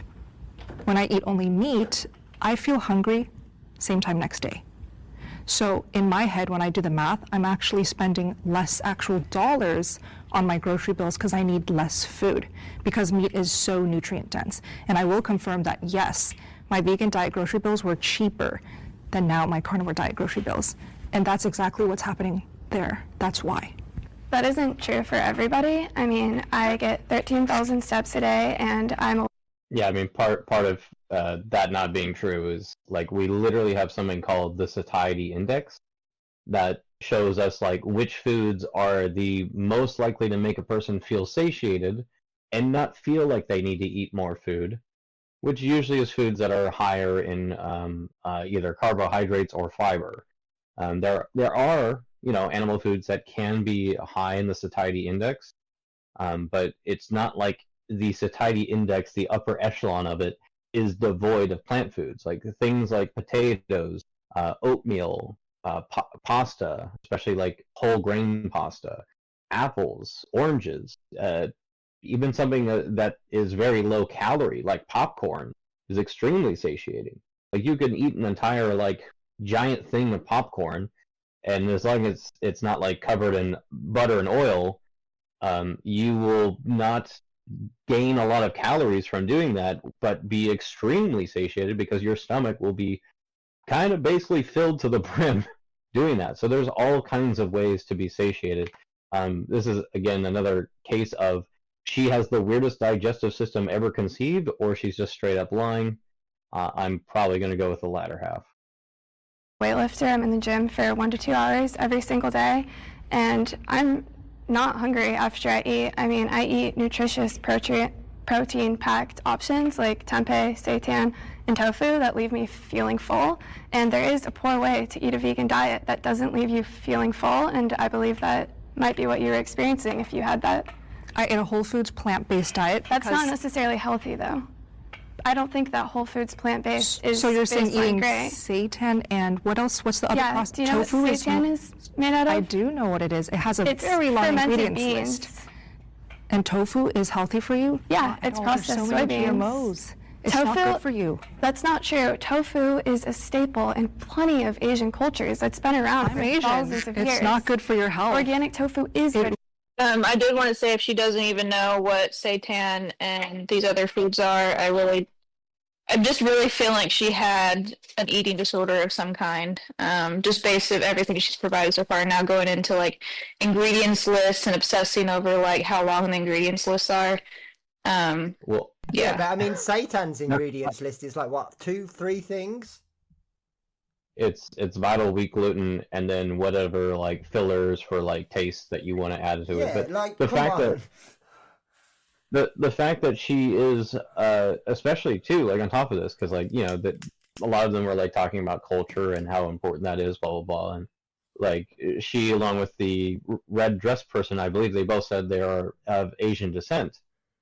All 3 of the foods that she just listed are from like that cultural side of the world. It's been heavily within the culture for like thousands of years. So to like not know what seitan is, to not know what like she was like half uncertain of what tempeh was, to not know what these things are, and then like not only from like the fact of being like vegan quote unquote for 6 years, but then also having it be part of your culture heavily. Are you just not paying attention for the last 30 years of your life? That's such a good point. I'm really, how did she come to those conclusions that they have so many ingredients that they're not good for you when she was supposedly vegan for 6 years? So she literally didn't eat tofu while she was vegan? Or seitan. Wild. Yeah, that's wild. Yeah, and I mean, I mean, even worse than that, it kind of makes even less sense that she was talking about like the GMOs in soy, for example. But even the flesh that you're eating is consuming soy. So if this was something that you were concerned about, you're still getting it. You haven't avoided this in any way, shape, or form. Not to mention, obviously you said you were eating other animal products, so they'll probably have soy as like a bulking agent in many of these things too. So like if you're inherently against this, you're not avoiding it. And it's wild to me. It's wild to me when people are against GMOs, but they eat animals. Like, these animals have also been genetically modified. So I that's just mind-blowing to me because it makes no sense whatsoever. Yeah, I mean the other thing too is like, especially depending on region, like in the U.S., virtually all of the tofu that you're purchasing is yes, like globally, just looking at the soybean globally, most of the soybeans are genetically modified. So like if you have a concern about that for whatever insane reason, it would be a really non-important reason, quite honestly. But yeah, the amount of that is fed to humans is very small. Most of the GMO soy produced globally is fed to livestock. The organic non-GMO soybeans that we produce, that makes up the vast majority of the tofu and soy products that you find on shelves, like probably about 75% plus. And that's just globally. Like probably in certain countries like the US, I would say it's probably closer to like 90% or something are non-GMO tofu and other soy products. So even if that wasn't a concern, like it's not like it's hard to find one that isn't. Really ruins your hormones. That is a myth. The type of estrogen that is in tofu is completely different from human estrogen, and it's ironic for you to say that when you're drinking breast milk from cows. Okay, firstly, you don't know what I'm eating in my carnivore diet. I don't drink breast milk from cows. I actually do not eat dairy right now because it inflames me. So this is a scene where we can point to her being a compulsive liar. This scene, or this movie, this filming took place on October 7th. She is a very prominent influencer who posts her meals all the time. There was documented evidence from her own post from, many months before, as well as the months leading up, as well as the month after the filming, showing her consuming dairy. Not just, butter, as it's literally in her name, steak and butter gal. Butter is literally a dairy product. So how are you going to call yourself that and then say you're not consuming dairy? Secondly, she was shown consuming raw milk. She was shown consuming cheese. I believe yogurt and one. Like, there's all kinds of evidence out there showing that she's just consuming all these things, and this is the most clear sign that this woman is just a compulsive liar who cannot keep a straight story. She both believes the plant-based diets are more expensive while simultaneously being less expensive. She does consume dairy while simultaneously not consuming dairy. She both consumed an adequate plant-based diet while simultaneously saying she didn't. She is the most flip-floppy, untrustworthy person that any person could ever go to for advice. If there's one piece of evidence for anyone to take away from watching this video from us, is please don't trust this woman of all the people out there. Like, find someone who actually uses credible, peer-reviewed scientific evidence to make their claims rather than anecdotes that she can't even stay consistent on herself. And I would say her promoting consuming raw dairy is incredibly dangerous. So we're not just talking about potential hormone consequences, but serious health consequences that give you life-debilitating illnesses, if not cause death. So you actually mentioned healing from autoimmune issues. The carnivore diet and eating only meats is actually renowned for reversing autoimmune issues. And this whole community stay with this diet because they're finally, for the first time in their life, getting healthy again. But I also understand your point. Even though I still won't eat meat because I support all of this. I'm just saying that my carnivore diet grocery bills are absolutely cheaper than my vegan diet grocery bills. And I was eating a whole foods plant-based diet. So maybe I am wrong that a whole foods plant-based diet is not healthy or the best way to go about a vegan diet. I did not eat a single processed mock meat junk food that Tofu, they label seitan, vegan. and tempeh aren't processed mock Fine, meat. I didn't try those either. But when I ate whole foods plant-based, I felt hungry all the time. So maybe it just didn't work for me. I just quickly want to jump in that my chronic illness is incurable. No dietary change is going May to I know cure what it. it's called? It's called type 1 diabetes. And okay. There's a lot of people that have actually managed type 1 diabetes by eating only meat. I understand that it's you can manage it. Yes. No, I recognize But it's I just very- want to make yeah. sure that it's clear it's incurable and people shouldn't, go off life-saving medication to try to. But a lot of people have. I know a lot of people have Because they gone off. can, yeah. Not for my disease. Understood. It's impossible. No one with my disease can do that. So I just want to make sure that that's clear so we're Absolutely. not spreading something that's potentially dangerous. Well, thank you for sharing because I wasn't sure what autoimmune issue. It's okay. Yeah, no, it's all good. Yeah. Yeah, I think we're missing the point. Sometimes we take our personal experiences and apply it to the world. Right. That's not necessarily the case. Just because someone isn't carnivore and it's saved their life doesn't necessarily mean that it's going to do the same for another individual. Same thing when it goes to vegan. Just because this person says vegan and want to change their life and their health is phenomenal, that doesn't mean, hey, Bella, you need to go back to being vegan. Oh, That's absolutely. I agree. You're saying it didn't work for you. And then back to the privilege. I mean, I was raised poor, vegan, vegetarian. And so I don't see how that cost me more. I still was able to, I'm here today. So my mom didn't have that access to buying, easily buying food and whatever. I had to even go live with my grandparents because my mother couldn't afford to raise me and my brother by herself. So privilege, no, I don't see living as a vegan, since we have that terminology now, we all love labels. Since we are being as a vegan, that I was any more privileged than anyone else. I think a different type of privilege that I think would be important to acknowledge with your story is that you did have that access to that information, to that lifestyle, even if it wasn't. Parents. Yeah, through your parents. Like you did have that within proximity, accessibility to that information. Like you shared a lot of good information, and like I think for me, I feel like an issue I often have, or at least my perception for a lot of, vegan cuisine is preparation and mealtime and stuff like that. Typically does deter me from, a lot of certain meals and stuff like that.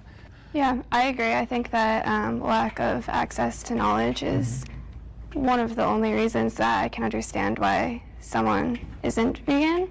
We have pretty good access to knowledge in this country, especially people that I talk to in my day-to-day life, but I do acknowledge that that is a big issue, and I think that bridge should be worked to be closed. Thank you so much. You can just shake hands there.